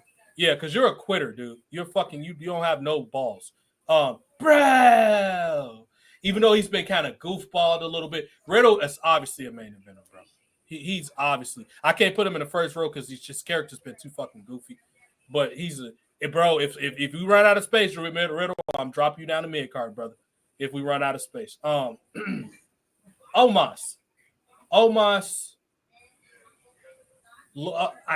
This is a tough one, man. He just worked with Brock, so I can't really justify him going a lower card, even though he's not doing shit. You know what, Edge? You didn't piss me off so much. Omos taking your spot. Fuck you, Edge, because you work with Seth Rollins. I cannot forgive that. Omos is going right there in the lower mid card. Yeah, I agree with that. That.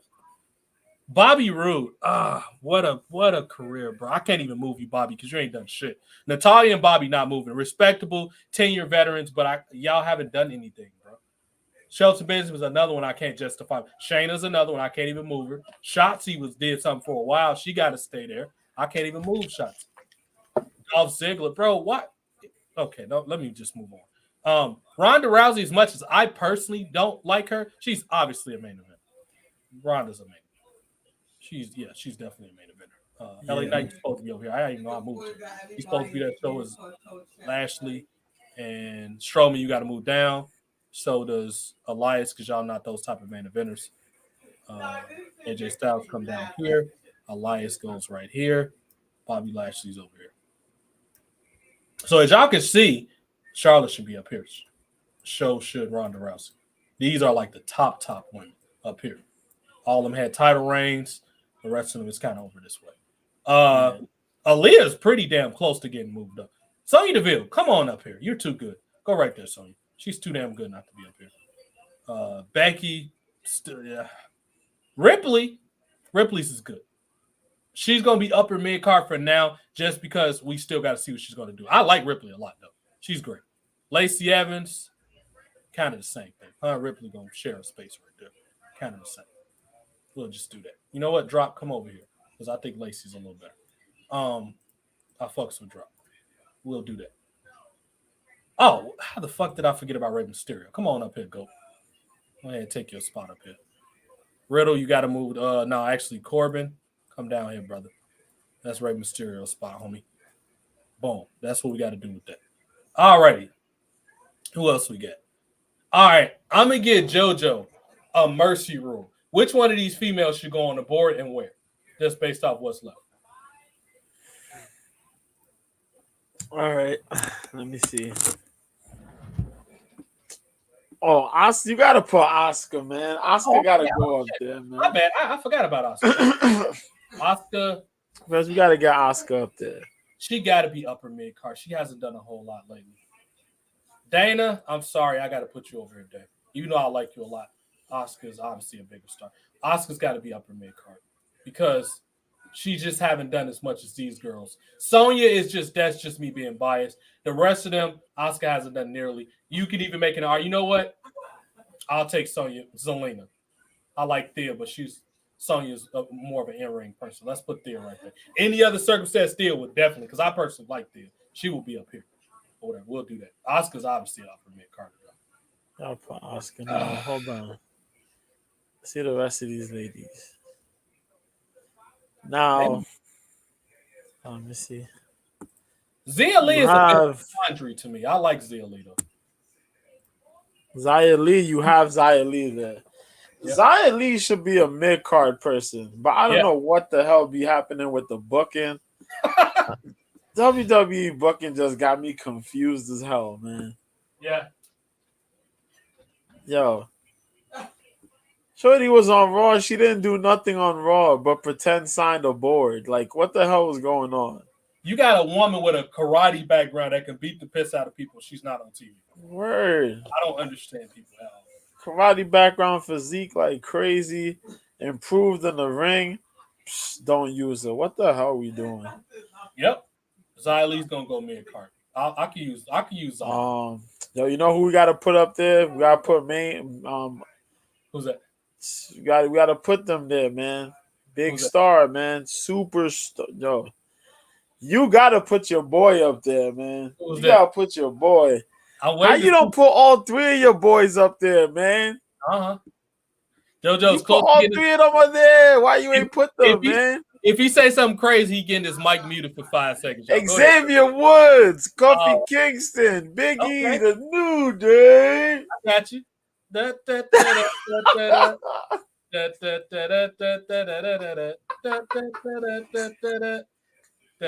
Only Austin Creed because he's not Consequence. I'm gonna put him in front of everybody because he's my favorite. JoJo gets a 5 seconds mic cut because he sound crazy right now. So, boy, he only get a 2 second. I cut him for 2-3 seconds. So he sound goddamn crazy. How you didn't put those dudes up there in the top, man? I put them up there. They right here. Yeah.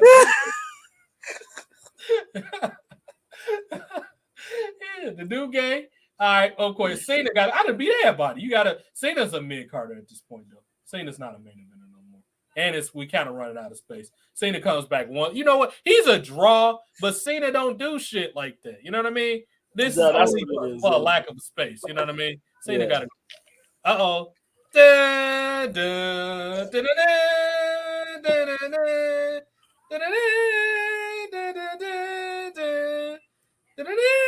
We already somebody got to move from the top. You put Goldberg up there? Oh, hell yeah. Well, he's I get it though. You know, somebody got to move to the bottom though. LA Knight, bro, I love you, but you ain't been used that great, even though he should be. Dummy, yeah. But he's been used better than Cross. Now we got to put Cross down here. I love you, Cross, but Cross ain't been used like Carrion. At least LA Knight just had a few problems. Goddamn. That's true. That's true. Uh-oh. He go, matter of fact, what Cody Rhodes said, I'm having low. Hey, buddy. He gonna go past Cody laughing at him right to the main event. There you go. Go ahead, bro. Damn.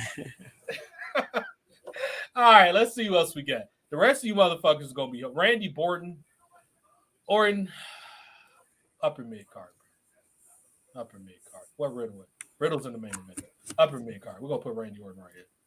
He's probably gonna try to shit in their bags while he's right there too. We're gonna put him right there. Oh, how I forget about the Miz? Yeah, the Miz. I don't care what nobody say. Miz is a main eventer in my book. But let's put Miz over here by AJ Styles now. Miz has been carrying Raw through some of the darkest days. That man is a main eventer. That's true. You gotta put Miz right there, bro. The rest of y'all better hope y'all even. Let me see how much spot. I got plenty of spot. Let's focus on what the women has left. Some people about to get moved up. Lacey Evans, well, she has. I have to move back. As much as I dislike her, I have to move back to Lynch up. Zelina is going back up to make space. Cena can move over. Dashwood, she hasn't done enough yet. We got to put Ripley up here.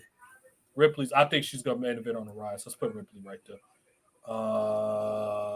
Lacey's just haven't done enough. We got to keep her where she is. Y'all other assholes just better hope I got space, because otherwise you ain't going up here. Io should be there. Io should be mid card though. She's where you at? Oh, right at the bottom. Okay, yeah, she's all right. Out of those three in damage control, I think. Like, oh yeah, she's definitely the best one. Yeah, she's the best one. I like what's her name, but she ain't done shit lately. Mia Yim. I don't know about this Meechin bullshit, but yeah, I'm tired of the Meechin shit. They just do a name on her and said, "Yo, let's run with it." Some other shit that they don't think they gotta explain, this dumb Japanese bullshit, bro. Like, come on, y'all should know better than this shit. How the fuck did I forget Roman Reigns? Like, come on now. I am on some serious drugs. Roman, you got to go over here with the ladies, man. It's crowded over here, brother. But this is all main events. Roman Reigns. The rest of y'all, 1, 2, 3, 4, 5, 6, 7. Mia could be mid. Okay. Kevin is mid. I'm gonna be diplomatic. Kevin Owens is okay. Montez should be that top dog. He's there. Put him in top dog. I'm gonna put him right there between Cena and Riddick Moss. He's gonna be that guy. He'll be that soon. Yeah, he'll beat us. Who else you got? Can I delete Triple H? Is there a way I can just delete him? I like Raquel, but Raquel got to work some of her stuff, man. Yeah, Raquel. Yeah, she got a little work to do. Yeah. Nakamura got a lot of work. Ciampa, you should be crossed off like Triple H. Otis would have been up there if he was playing the same character. Oh, how the fuck I forget about Liv Morgan? Liv Morgan's upper mid card. Yeah, Liv is upper mid card. Let's put Liv right there. I forgot about Liv Morgan. This is the only thing I can justify at this point. The rest, I can tell you who I want. Fired. Dolph is fine. Now we need tag teams. Fired. You would have been fired after you heard Big E. Fired. Everybody else can stay. I hope they do something with Logan because she's creative. I hope they do something with her, but we'll see where it goes. But I just noticed Victor said me humming the songs is funny. Word. So thank you, Retro, for this game. I wish we was able to do this with like old school, with new school. I wish we had a more vast roster. I'm gonna say this and download it now. I'm gonna download this. And y'all, hey, vote on my Twitter what y'all think I did with these, or if y'all would take some of these people off. Matter of fact, let's do it impromptu in the chat. Victor, who are some of the people that would you would have fired half of them? Retro, what your list look? I would love to see what y'all list like in comparison to these things. With this, I'm trying to think because I try to keep these under at the most 2 hours, but I think we're gonna cap this one at an hour 45. Let's see what we can get 15 more minutes out of, because I don't want us to blow through all the ratings things because we got weeks and weeks for this. So a couple. We'll cap it off with one more ratings thing. Maybe I'll show y'all a clip of the week. I want to add like clip of the week. You could just write WWF tier list. Oh shit, I could have saved. Oh, you should do it with titles. Yo, I'm not even gonna lie, Victor. I thought that said titties. What? I was gonna read it out loud as it say titties. I was like, wait. It said you should do it with titles. I'm walling. Can sorry. I do a title one here? Tell me how I do the title one, y'all, because I don't. This is new to me. I don't know how to do any of this. Let me know. Can I reset? whatever this is. Yeah. Y'all gonna have to forgive me. I got to get used to My using. bad. I've never used this before. My bad. Can we do a title one? Yeah, explain to me how to do this title one, y'all. Next time. You can do a title one. All right. If they tell me how in the next few minutes, I'll do one. If not, we'll do it next Monday on Google. Right, WWE title tier list. Okay, on Google. Thank you. We'll do a title one real quick. Read to me what that says, JoJo, so I can type it in. What he says. WWE title tier list. Title tier list. Okay. Thank you, sirs. We could do one of those. This is gonna be real easy because most of these belts suck. So this ain't gonna be hard to do at all. At least from my vantage point, it's not gonna be hard to do at all. These titles are trash. All right. So we just got that. Let's put this up on the thing. This will, because I remember a YouTuber did this. I forgot his name starts with a B. This will not be hard for me at all. Oh, Let's start with these tag titles. The belts that I said should have came back a long ass time ago. It's pretty safe to say this was a top quality belt, right, JoJo? yes. Yes, it is. Why is that not the current SmackDown Tag Team Champions? Why did they leave to begin with? Like, I don't know. But before you continue, can you take those copper titles and put them where they belong as well? with the Fs? With the quickness? Yes, please. Yes, please. Yeah. Why did y'all ever think copper titles was a good idea? Y'all are fucking. Nobody It want- ain't like toys, bro. Like, what? Word. Nobody want penny belts. Get out of here. I ain't gonna lie, bro. This belt is ugly. This has to. I'm gonna go this angle. This is like a. Yeah, that guy. I was thinking between D and F. That belt is. That has to go. That's the belt Paige should have came on right there. She should have got come on by that belt, not the good looking belts. Paige should have got some milkshake on that one. Yeah, that belt is fucking ugly. I don't know if JoJo agree with that, but that belt is ugly. Oh, what do you think of these red and blue ones? The DFs? What do you think with the tag team? Yeah, they could go with the copper belts too, man. Those things are silly as hell. I'm sorry. Why would anybody want to wear these shitty ass belts, bro? Like, come on. It was weird to me, man. Where you going with the European title, JoJo? The European title, you could put that in the B list. B? Okay. I actually like the European title. Yeah, it was fine. I liked how it looked. Like the B or C. Yeah, B or C. I was thinking B or C too. For now, we'll be putting in B. Women's tag team titles, they look fine, but they don't have any fucking lineage. I'm gonna go middle ground. I'm gonna go C. They look fine. It's just I don't give a shit about. Okay, now you know what? Let me ask the crowd. What is our judging metric? Victor Retro. What should we judge based off? Should we judge based off relevancy and look, or just look? What should we go off of? Because if it's based off look, it don't look bad. I will put it in like a B. It's actually a decent looking title. It look better than that belt they got now. I can tell you that. Yeah. If y'all answer that, if y'all answer is different, I'm gonna switch it for right now. I'll put it with the B for now. But if y'all have a different one, I'll go off fan choice. Some of these gonna be fan choice. Matter of fact, start rattling off right now, Victor. Where you'll put some of these belts at A, B, C. And then if I agree with you, I'll put them exactly what both of us said. Now, this is where I have kind of I'm a bit torn. Because the Intercontinental titles all look serviceable. My personal favorite one, though, was that white and gold one. A lot of people like the oval shaped one. I'm going to go off FanDuel. JoJo, which one you going to go with? Then we'll go based on. I like that. That white and gold one like a Hershey bar. That is a sexy title, bro. Yeah, I kind of agree, man. I kind of agree. Either way works for me. That white and gold, gold and white, that actually does look good, yeah. That might be the best looking title. I'm putting that in the A category, bro. That is a nice looking belt. I'm gonna save the real good ones. I'm sure everybody's gonna vote on to the end, like the ones up here.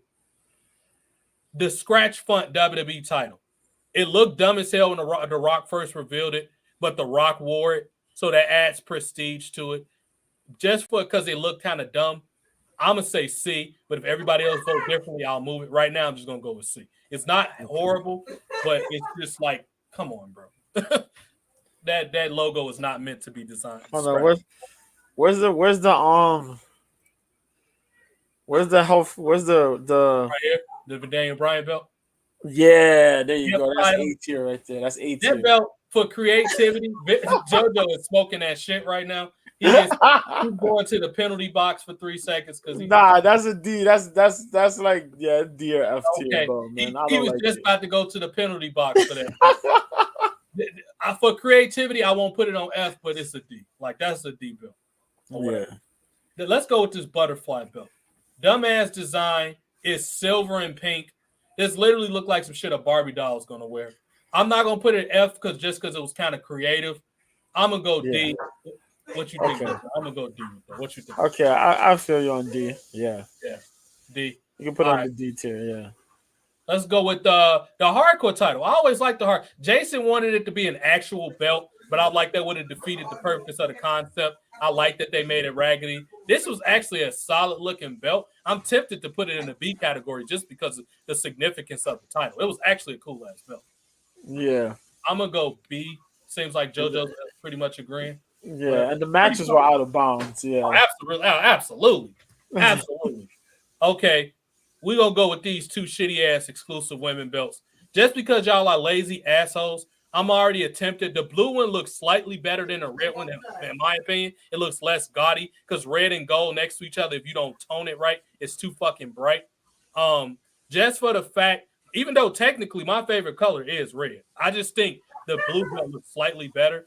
But I'm leaning towards a C or a D. These belts are so fucking lazy. They look better than them tag team belts, but these motherfucking belts is lazy. And both of them look better than the Universal title. I'm not gonna lie. The Universal title is one of the worst belts I've ever seen in my life. The original one, that fucking red piece of shit belt.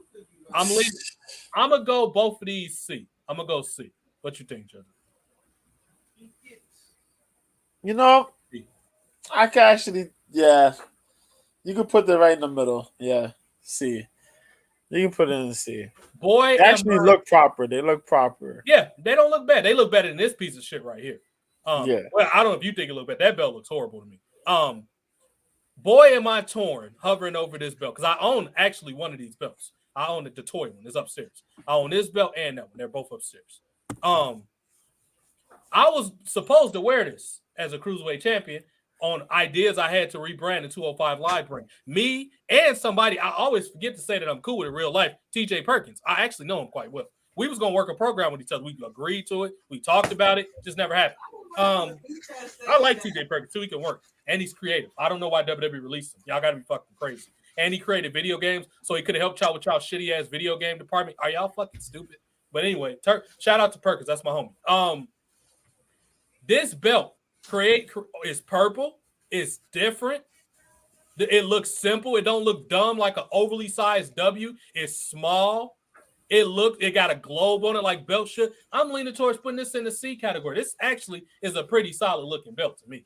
You know, I could take or leave the purple strap, but for its design purpose, I like it. It's actually cool. It looks like a octagon or some shit. It's a cool belt to me. What do you think, JoJo, that purple cruiserweight belt?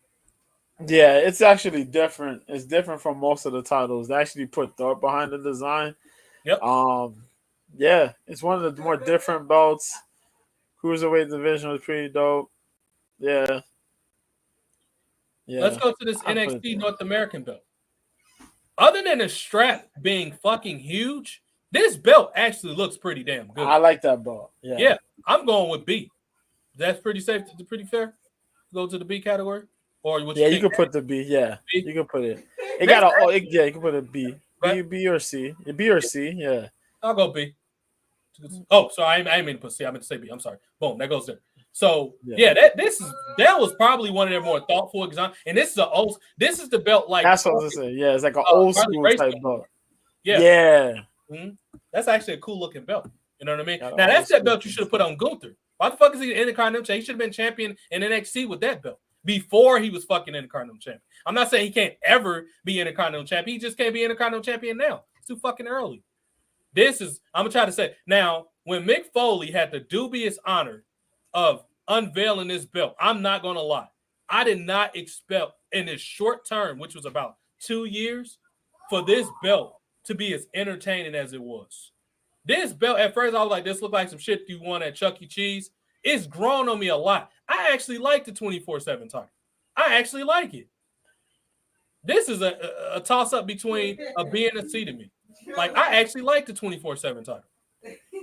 It's actually not that bad. It grew on me a lot. What you think, JoJo? The 24/7 title. I would put it probably C. Yeah, I put it C. I put it C in the middle. I wish it would have had more weight to it, but yeah. I wish they would have put more weight to it. It would have been a lot better because it kind of it's a different looking belt. You know, it's a comedy belt, but yeah, they should have put a little bit more weight to it. They made it look so flimsy. Yeah, fair enough. I'm not a fan of that. Fair enough. Okay, let's move on to this. I forgot the fucking light heavyweight title actually existed. Oh yeah, Omar, you can get a link. I'm sorry, let me see your link real quick. You actually can give your opinion on some of these belts. Let me see your link. We'll do another probably about 15 minutes, y'all. 15 minutes will be done because I got to work early tomorrow. I got to be at work at 8. Yeah, so we'll do another 15, Omar.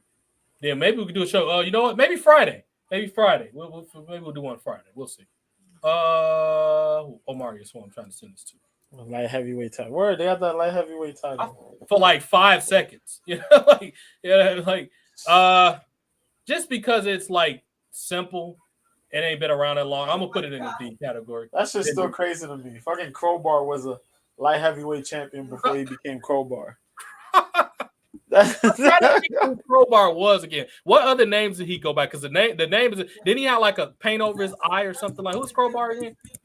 Yeah. Hold on.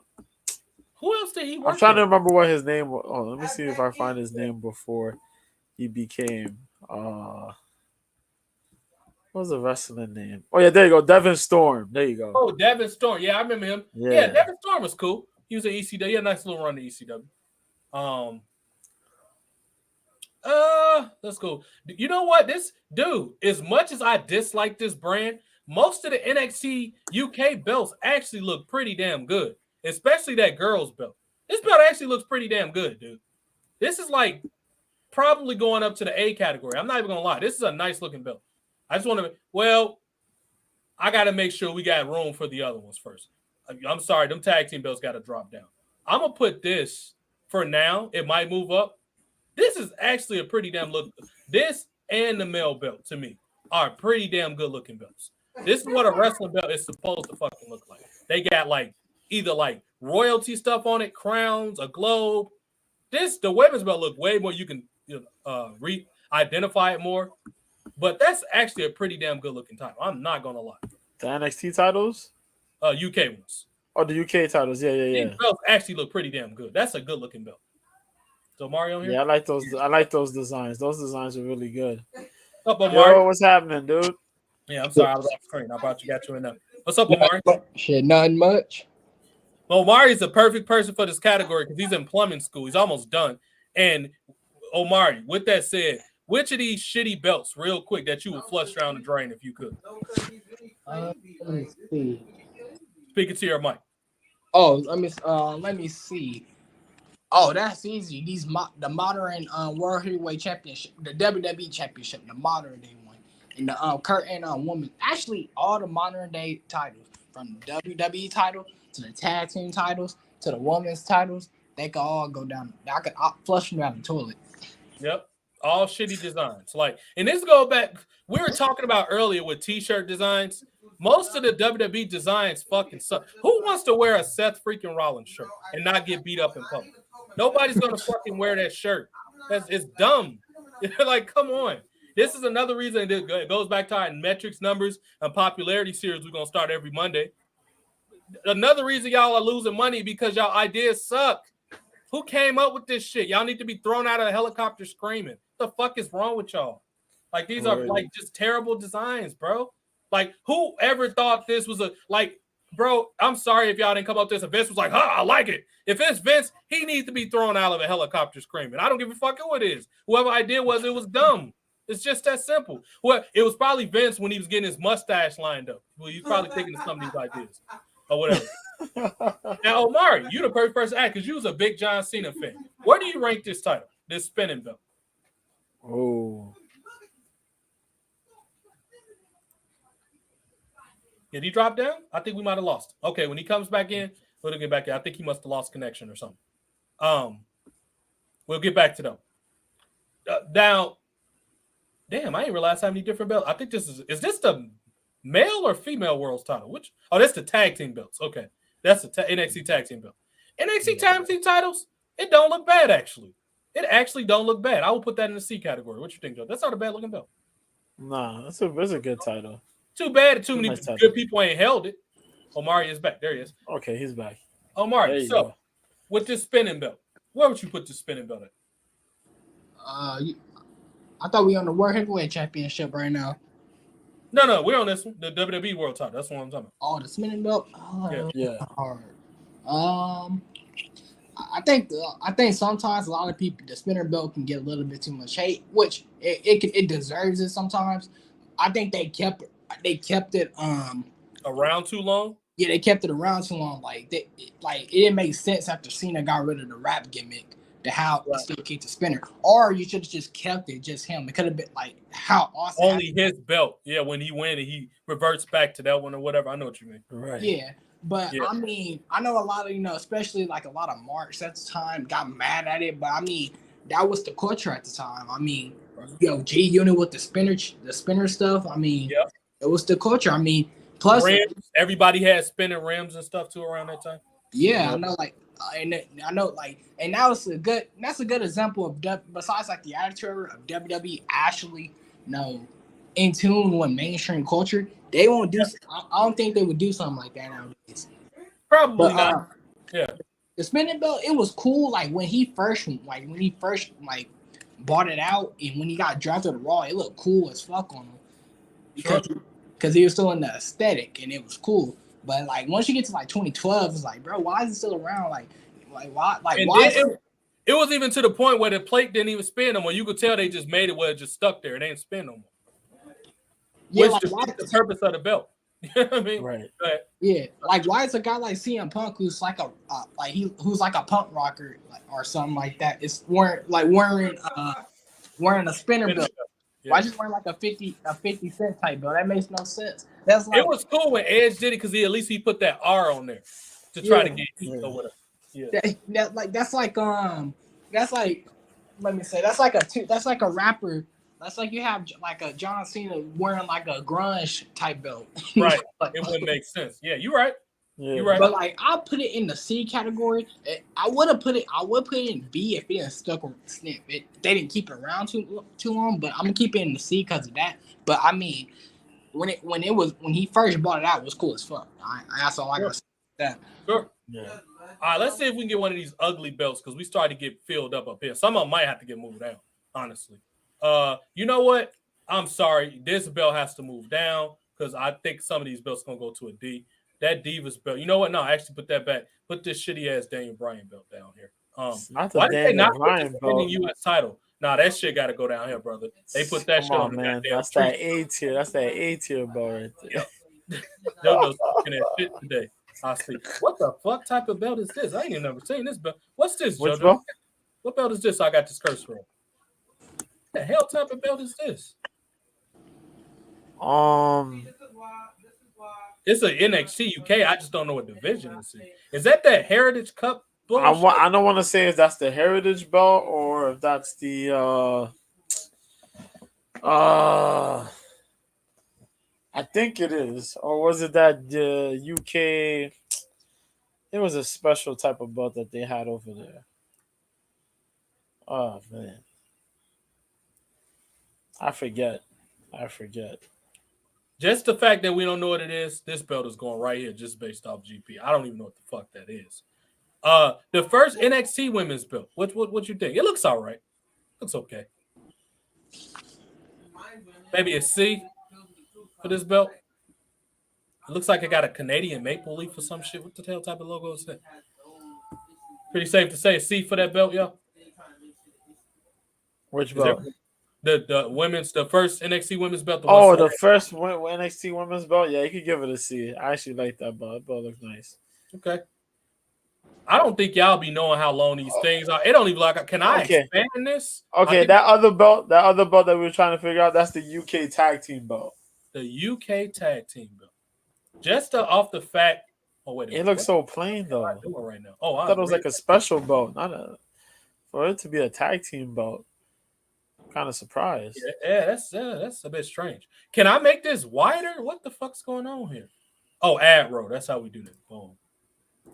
Say new row. This will have to be A, and the next one will have to be 1A. A, and this is 1A because we are running out of space. 1A. Let's see. So let's move some of these up to A. And now we can move some of these belts that actually look pretty good. They're back up here. What's some of these belts that look good? Let's put these up here. Those look good. Boom. Okay. And then 1A can be like the hardcore title, and we'll just have a lot of space for B. The hardcore title will go up there. Oh, I forgot. Big Goldie. I'm pretty sure we're all in agreement that Big Goldie is a top level belt, right? Yeah. Oh yeah. Oh, 100%. Also, the undisputed belt, which they probably should be using now because it looks simple. That's clearly an A belt. Yeah. I think that's Yeah. safe to say. Who y'all think is the best holder of the big gold belt? Probably Flair. Flair. Yeah, I like Flair and Hogan. Because everybody else was just so it was too short. Everybody else that had it. Austin and Rock Yeah. never had it for long. I would say Flair. Most of the WCW people that was like top Yeah. level. Goldberg, Flair. Triple H actually surprised. I'm actually going to say something good about Triple H. Surprise, surprise, people. Triple H was a pretty good one. The problem was it just Yeah. went too fucking long. That's what the problem was. He was a Yeah. good champion. Just Yeah. too fucking long. the one too. Say that again. Batista too with the machine gun entrance. Yeah, he looked good with it. Oh, He yeah. definitely looked good. Yeah, Batista. Yeah. You can say Batista was probably the best in WWE. Him and Triple H probably under the WWE umbrella. I alone with the machine gun. I think we also could say the Winged Eagle belt is a pretty. Oh, of course, the wing. Yeah, that's like, come on. You know what I mean? This one, I could take a lead. This was the 80s version of it. I'll just put this in the 1A category. I could take it or leave it. Oh yeah, that version is awesome. Yeah, it was cool. Yeah. The only difference is they had wings, and it was more of a like a peak at the top versus a round. Right. They put the peak part up there. IC belt. It looks solid. I would say B, maybe the oval one. Is that the attitude? No, that's not the attitude era one. Yes, it is. That is the Attitude Era belt. Oh yeah, it is. I thought it was This is the 80s one right here that I got on. Yeah. Yeah. Right. one should go in should go kind of high. Which one? The oval one? No, the 80s one. Sure. I'll put it in an A category. Like the titles like even like because when I think title design, what people know that? I mean, I think that's the new generation era one too. Be wrong, but Probably yeah. Shawn Michaels had that one in '92. yeah, Right after at the '92. yeah, you We got extended it to the '80s. Yeah. This Yeah. one came in like the late '80s. Oh, sorry, not late '80s. This one came in the late '90s. The oval one. That was like late '90s. 97, 98. I think Austin introduced this belt. It was either Austin or Rock. They introduced it. Yeah, I'm damn sure going with the 80s one top spot. I mean, look who had that title. You had Razor, you had Shawn and Brett, you had Yep. my man, the Honky Tonk Man, Yep. Walter. Right. Even Attitude Era, you ain't beating that because like yeah, Booker T. Austin them had it, but then they'll give it to other guys, like what's his name, like S-Pac. I think S-Pac had it. He did. Val Venus, Godfather, Rikishi, Booker Yeah. T. Yeah, and even though I like those guys, besides S-Pac, I fucking hate S-Pac. It's a downgrade from the guys we just named with that. Sure. Yeah, Booker T. I would say Booker T was probably the last legitimate big name person that had that belt. It was probably Booker. I'll say Orton, him and Orton. I think Booker T is a little more charismatic than Randy Orton. Though. Randy Orton is a good mid card. Randy Orton, if we're gonna give it to like an '80s analogy, Randy Orton would be like a Tito or like a who was a heel. Even Honky Tonk to me was better than Randy Orton as far as career because he drew actual money. He drew money with say he sold out the Garden 8 times. A lot of people don't know that Honky Tonk Man sold out the Garden 8 times. For people that don't think I know what the fuck I'm talking about, y'all are fucking idiots. Y'all don't think I know stats and numbers. I grew up in this business. Shut the fuck up. Oh, sorry. What were you saying, Omar? Well, Orton, the thing is, Orton does have charisma. Like in his younger days, it's just like when he became the Viper, that they limit his like charisma. Like made him. I agree with you, but it was too short. Like you got to go back too far to remember. It was too short. Like, Yeah. He ain't really been like Orton like that way since like 09. That was too long ago. You know what I mean? Like Honky Tonk Man had great feuds his whole run. I don't remember a bad feud Honky Tonk had man had. It was probably one, but I would really, really have to think. Like, it's not apparent that he had a bad feud. I cannot remember a bad feud yet. You know, it was just a different time. You know what I mean? Like, everybody was. And then on top of that, this man sold out the Garden. And the only person that was mad, bro, Kevin Nash, get over yourself, bro. Like, you tried to bury Honky Tonk Man, he fired back, and you shitty over it. Get over it. For you to try to sit there and spin some shit and say he didn't sell out the Garden because he was the last match, motherfucker, get out of here. Him and Savage sold out the Garden. Get the fuck over yourself, bro. You never sold out the Garden before. Hogan sold out the Garden, but so has Honky Tonk Man. So has Bruno Sammartino. Technically speaking, Bruno sold out the Garden more than Hogan did. So kiss my ass. What are y'all talking about? Bruno sold out the Garden like 280 times as a legit draw in New York. Now, he wasn't the biggest Hogan, but he's still, you got to get that man his props for that, bro. Come on. JoJo's from the Bronx. He could tell you about what, because that's what that was happening. Bruno's from the Bronx. So get y'all ass out of here with this bullshit. That man was a legitimate draw, bro. Italians and all boxing fans, everybody went crazy over that man. So yeah, get the fuck out of here, Kevin Nash. Yo, but TJ though, one of these days, bro, we got a Hollywood stream on that writer strike.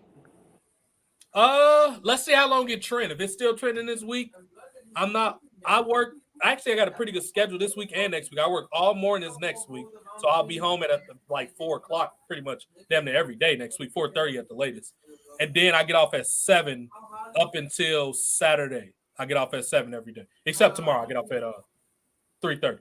But after that, Thursday, Friday, Saturday, I think I get off at you think you want to do tomorrow? Because I got to work Thursday and Friday.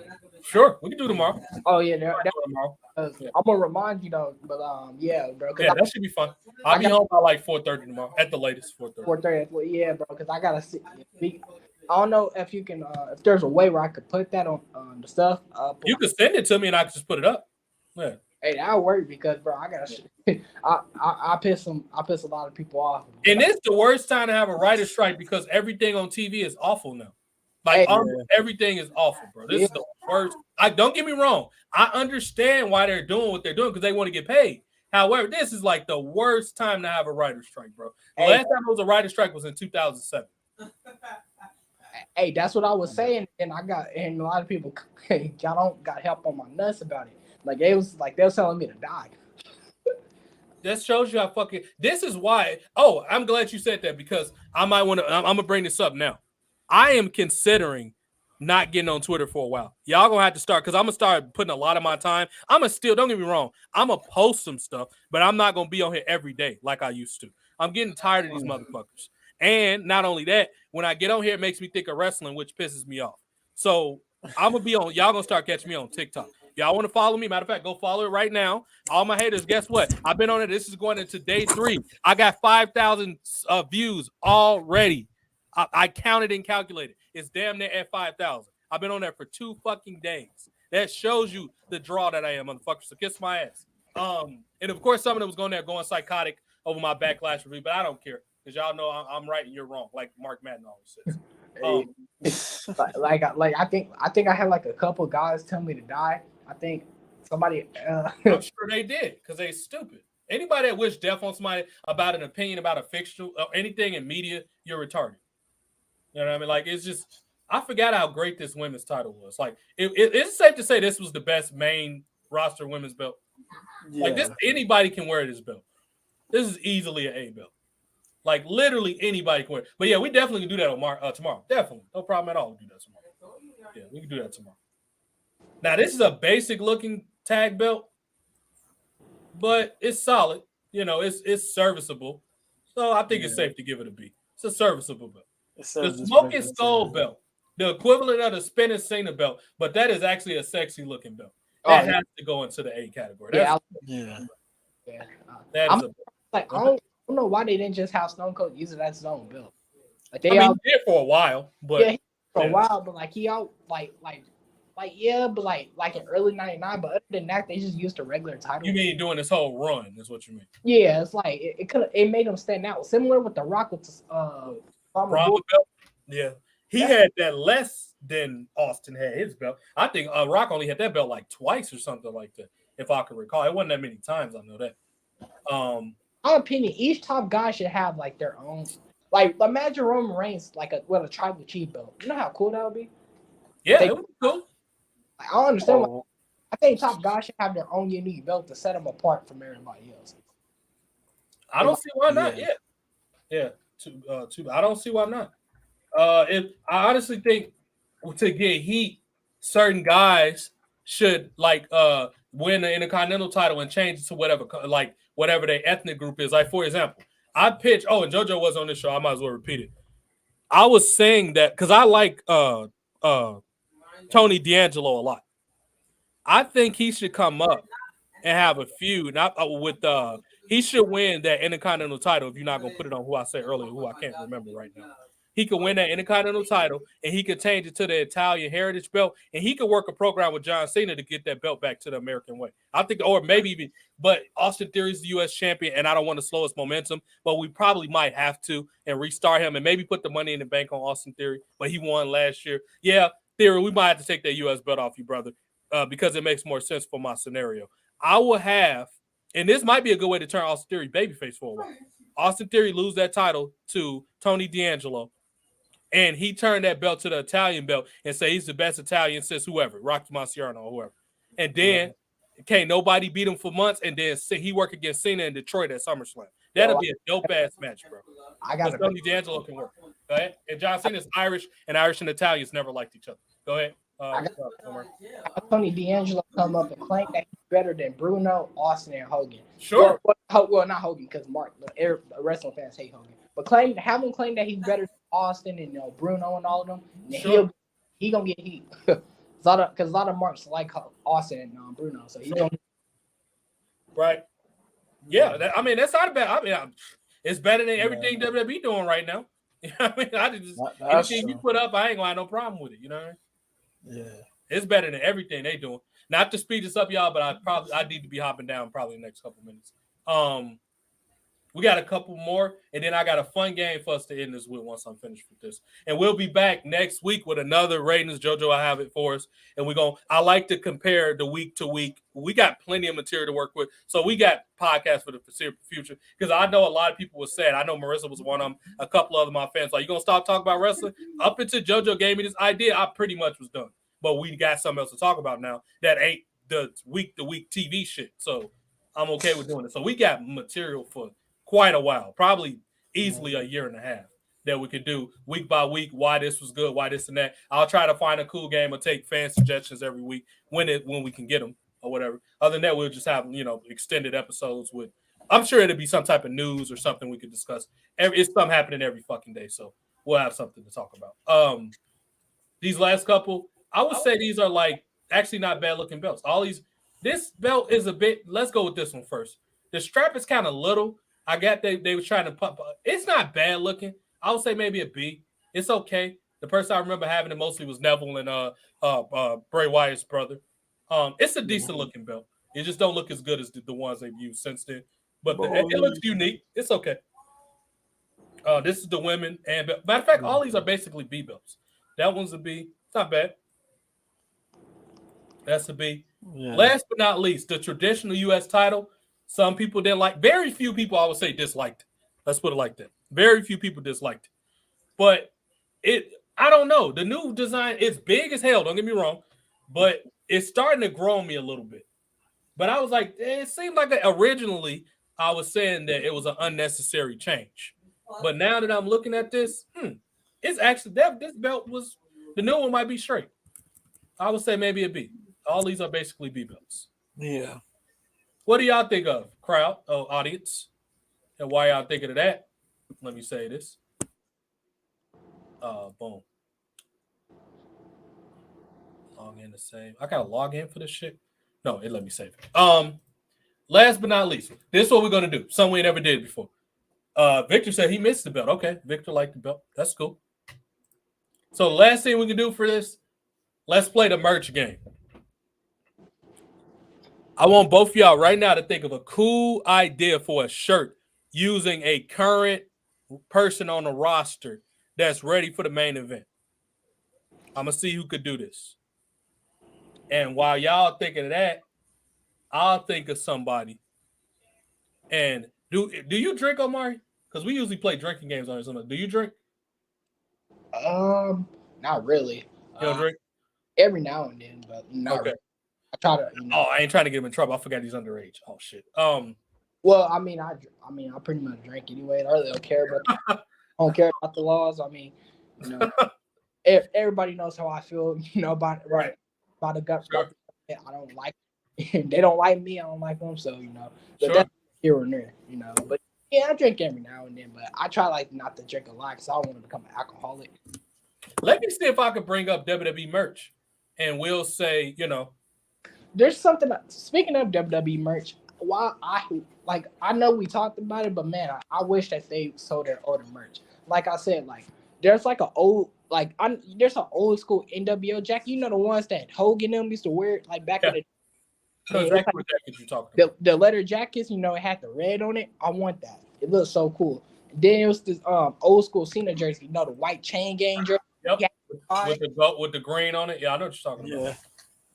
Well, you said with the green on it? It had green like military font on there with the chain. I know what you're It talking was about. a different one. It was like a white baseball jersey, but it said chain gang on it.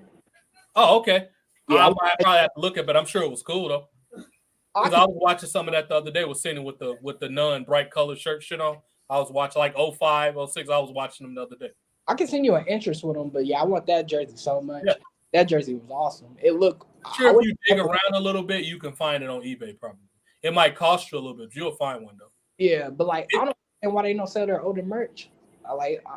That's a good question. They We'll can never make know. money off of it, especially We'll nostalgia high. People always like attitude era nostalgia is always high. Imagine Sure. how you can make off them shirts, like Sure. the old school Diaz jersey shirts, the old school Diaz jersey, you know, the old school. Yeah, with the 69 and stuff on there. I remember. Yeah. Mhm. Yeah. Now it's funny. The first page that I pop up, Bad Bunny merch actually does not look that bad. This is actually some cool looking merchandise. This one it says hardcore but Bad Bunny. He's got the Puerto Rican flag. This shit actually looks pretty cool. This is some cool looking shit. LWO shirts don't look bad. I think Ray being in there is kind of a bit strange. But I honestly think if WWE's smart, which a lot of these days they aren't, this will be a catalyst for a feud between Santos Escobar and Rey Mysterio. That's what this needs to be setting up. These guys should be SmackDown Tag Team Champions. Bad Bunny, I'm pretty sure he's going to be there temporary. Matter of fact, these three might turn on these two eventually. That's what I think this is leading to. If they were smart, that's what they would do. Well, if they were smart, they should have brought him back as a heel group and have Dominic be in the group. Because really think of it, Dominic said he told Ray that he wished he was Eddie's son, and you're trying to play off that whole storyline of 05. Then why not just have Dominic lead the group? It makes total sense. You should get one, Vic. You should get one. I'm typing that in right now. Long-term booking might be that. Who knows? Sure. Hopefully. Yeah. Dominic should be in the group. And also, if you're trying to have him be like Mamacita Eddie, have him pick a better girl than Rhea Ripley. Like he needs to be with a hotter like Aaliyah, like turn her heel, and just say like have him be like a pimp, like he just pimping girls out, you know. Sure. He's Not a bad idea. he's acting. I mean, he's a menace. He's acting like one in the storyline. I mean, you know the whole prison stuff. So have him be like a pimp. Sure. It's a program. Sure. But Now, you know, a lot of this stuff isn't that bad. Like this Mom 16 shit, that's actually kind of cool. That's smart. I mean, you expanding your market. As much as I dislike Cody Rhodes, this is not the worst looking shit. Maybe they have been improving. I just was going off the shit I've seen in the past. Cody Rhodes. My only thing about this, bro, how are you going to be the American Nightmare as a babyface? You sound fucking stupid. Well, well, Cody Rhodes, I don't like I said, This don't look bad though. Cody Rhodes he's taking W's right now. I mean, he has a fine ass wife. He has a kid. I mean, he's somehow is getting pushed like a top star, making money, and so you got to give him his props. You know, as much as I don't like him, They pushed them. I mean, I don't like them, but they hold on. I just thought about this. They put this shitty belt out already for $500. Y'all got to be out y'all motherfucking mind. yeah, nobody's buying this. But yeah, Cody. Now this Hogan shit gonna sell. I'm pretty sure all of this is gonna sell. Yo, Hogan set for life off the NWO shirts alone. I mean, This stuff gonna sell too. The Austin cooler and all of that. who do you think? Your mommy. That's cool. That looks like a Miami demo. That's okay. Who is the top merch sellers right now? I think isn't it like the Blood? Roman Reigns. Allegedly Cody Rhodes. I think some of his numbers are inflated, but they claim Cody Rhodes is. It's definitely Roman Reigns. Cody, I'm sure Alexa Bliss is up there. Bianca might be moving some stuff. I'm trying to think. I'm sure Bad Bunny is up there. Probably Logan Paul. I saw articles that Cena, the NWO, and Austin were like the top. Well, that's all time. That's all time. If you talk about current people, the all time, yeah, of course, those people. They still count. The NWO has the highest, other than 316 shirt. They move in the most shirts all time. The NWO shirt. Yeah, because it's a cool ass shirt. Now that we looked at some of that, who is somebody right now that y'all will push based off their attire, a shirt design? What, bro? I already said mine. Trick Williams whooped that trick. I need one of them shirts because I was watching. I actually watched Hustle and Flow earlier, and I ain't seen it in a while. And they was going hype on that "Whoop That Trick" song, bro. That shit was, and I can see right now Carmelo Hayes and them jumping. People were saying "Whoop That Trick." That shit will be fucking hilarious. How Memphis was chanting to telling Charlotte to whoop that trick on Sonya Deville. Oh yeah, somebody. I can almost guess who Omari gonna say. He's probably gonna say Grayson Waller in Austin Theory. But what's a shirt design that you'll give them? You as well, Joe.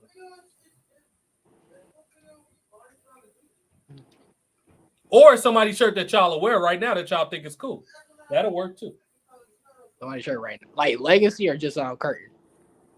Current. Let's do current because Legacy's too easy. Let's do current. Okay. Well, look, I'm gonna scoot the Bloodline because that's too easy too because they got the best merch. So. Who you say? Or are you thinking? Oh, that's kind of hard. I'm thinking between three people: Grayson Waller, Braun Breaker. Actually, four: Grayson Waller, Braun Breaker, Aaliyah, and Maxine Dupree. Just give Aaliyah a shirt that say "I'm a bad bitch." That'll work. You know, because she actually is one. You know what I mean? Like that character they gave Carmella, where she's the most beautiful woman in the world. They should have gave that to Aaliyah because Aaliyah is actually beautiful, top to bottom. Carmella, her face is just decent. She don't really got no body, but Aaliyah, she's built like a bad black chick. You know what I mean? Like that's a bad chick, dude. Yeah, I'm gonna cheat. I'm gonna use two, but I'm gonna cheat and use two. Maxine Dupree, you know the girl on the cover of San Andreas. But I know you're talking about with the bikini. Yeah. Honestly, just do a shirt like that, but with Maxine Dupree, she kind of looks like it, and she's hot as fuck. So I mean. Sure. But the hardest one is Grayson Waller and Breaker because they're both cool. It's like, damn. You know what? I'm gonna go Braun Breaker. Because you could bring back the tie-dye with him. Like they don't.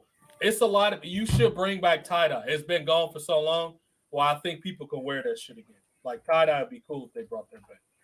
And Breaker I wear that stuff. I even wear an overall with tie-dye. Yeah, because that shit look cool with some Jordans or something. That should be cool, bro. Yeah, wearing the Braun Breaker shirt would make you go to the gym because you want to look like him. Unlike Johnny Gargano, where you look bigger than him. Right. Exactly. Bro, it is. I didn't even realize how many little kids are on TikTok, dude. It is so many fucking little kids on there, dude. Yeah, because they grab. That's what TikTok does. It grabs their attention, man. Wow. Little kids got short attention span, so it's like boom. That's true. Yeah. That's true. Yeah. JoJo, who's some of your favorite merch right now? Who merch you like, if anybody's? Merch? Yeah. Like WWE wrestling merch. I've always liked like Rey Mysterio stuff. Sure. I'm not sure if Karrion Kross has anything, but I'd probably be into that. Sure. I'll probably be into Karrion Kross's stuff. Yeah. LA Knight got to get some. They got to put LA Knight merch out there, man. Yeah. Get some. Just you know what I mean. Get a shirt in the front that says "You dummy," and then the back that says "Yeah." Exactly. That's exactly what they should be doing. He needs to have merch, bro.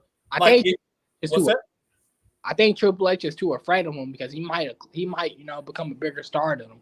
I mean, we all track record, with past guys like The Rock, Cena, he afraid, guys that has charisma, it's kind of buff, they can pass him, I think with that said, I think if Endeavor sees him and convince Vince, Triple H ain't gonna have no control over them. But the problem is if they allow Triple H, which it looks like that's the direction I hope this is a knee-jerk reaction where Triple H is just getting all his last shit out before the final confirmation sale, and then at that point Triple H is just relegated to the background. I really hope that's what we're saying, because it's possible where WWE can just, because I honestly think WWE know they're going to need some serious star power to sell out Detroit. So they're going to probably cut all this Triple H bullshit by the time SummerSlam comes. I'm hoping, you never know. Well, how Vince is now, Vince is probably like, oh shit, I don't care anymore. He's gonna get distracted with something. He probably gonna try to bring back the World Bodybuilding League or some bullshit. You know how Vince is. Just so he could be busy with something or whatever. But yeah, y'all, this has been a very productive, good episode. Loved everybody input. This is a lot of fun. This is something I'm looking forward to doing every single week.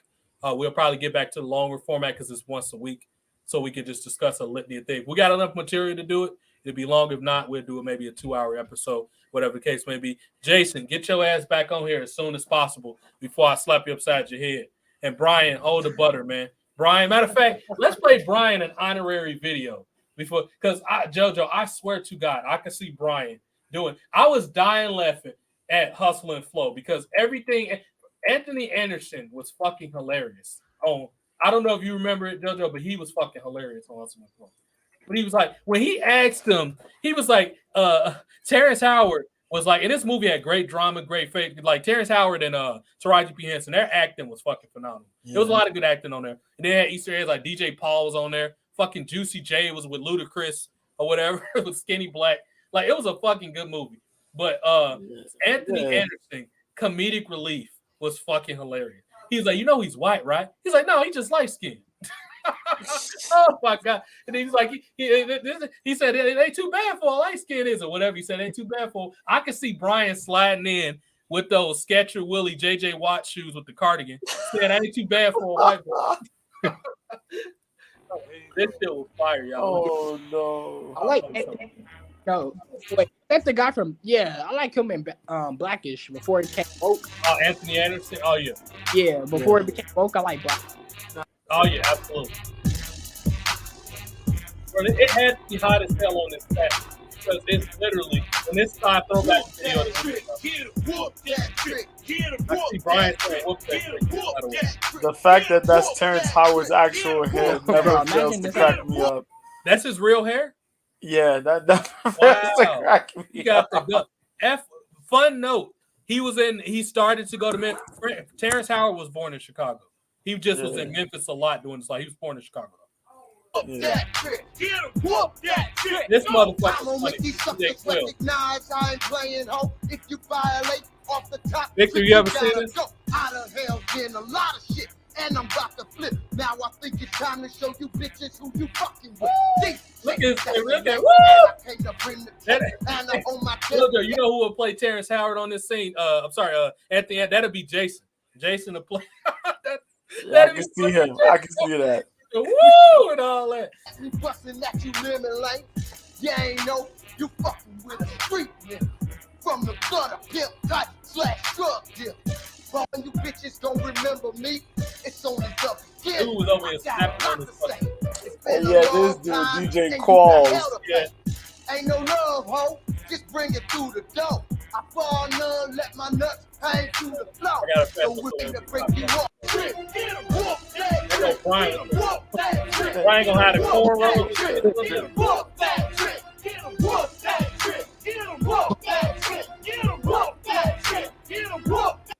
See, WWE is just so ignorant. They don't play towards cultural relevancy, bro. Like y'all need to. Why does the crowd need to chant "whoop that trick" for y'all to put that shit out there, bro? As popular as fighting videos and stuff is, Trick Williams should have came out there and been instigating with that "whoop that trick" shirt, bro. Like y'all have to be smart. What the fuck is wrong with y'all? What's that? That's something I haven't gotten from WWE in these like past years. It's like I know they got to be seeing these like there's fight. I see videos of high schoolers, just fighting all the time. It's like, why did you just put that on TV? Yeah, exactly.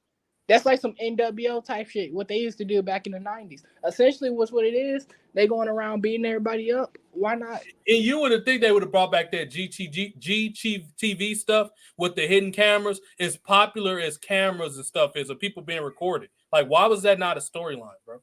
I don't understand it. Word. But that wraps up this episode, y'all. I gave y'all plenty extra time. I gave y'all like an extra 30 minutes or whatever. Because #Porter fans, y'all know how we do it. Go grab the TikTok, man. We're gonna be putting some cool stuff. I would like ideally to get Jason back on for us to do some sketch shit. That's what I would like, and I'm gonna push toward that until I get a chance. I just gotta catch him. I might have to hop up on one of JoJo's Saturday things, and I gotta catch this motherfucker. Because getting in contact with with Jason, it's like the 1700s. You gotta have a motherfucking a bird or some shit with a note to their foot. I don't know what the fuck you gotta do. This man does not keep phones. He doesn't stay on his computer, even though he got like 2 of them. I don't know what I've gave Jason audio equipment he don't even fucking use. And I do old school. I do like 80s up here. Oh man, you got to get that landline that Brock Lesnar got at his house in Cecil, his death fortress he got up there in Canada to get his fucking. Oh This shit! man, Brock Lesnar got a landline, bro. What the fuck? But anyway, we'll catch y'all on the next one, man. For Omari, for me, for BX, Connect, the whole crew. Cope's Corner, JoJo, every Friday they got their demo. Go check them out, y'all. Shout out to Old School Jason, Victor, Marissa, the whole clique. We'll talk to y'all soon, man. This is the first episode of Wars Metrics and the real Monday Night War, not this watered down bullshit we got now. All right, y'all. All right, Later. good night, y'all.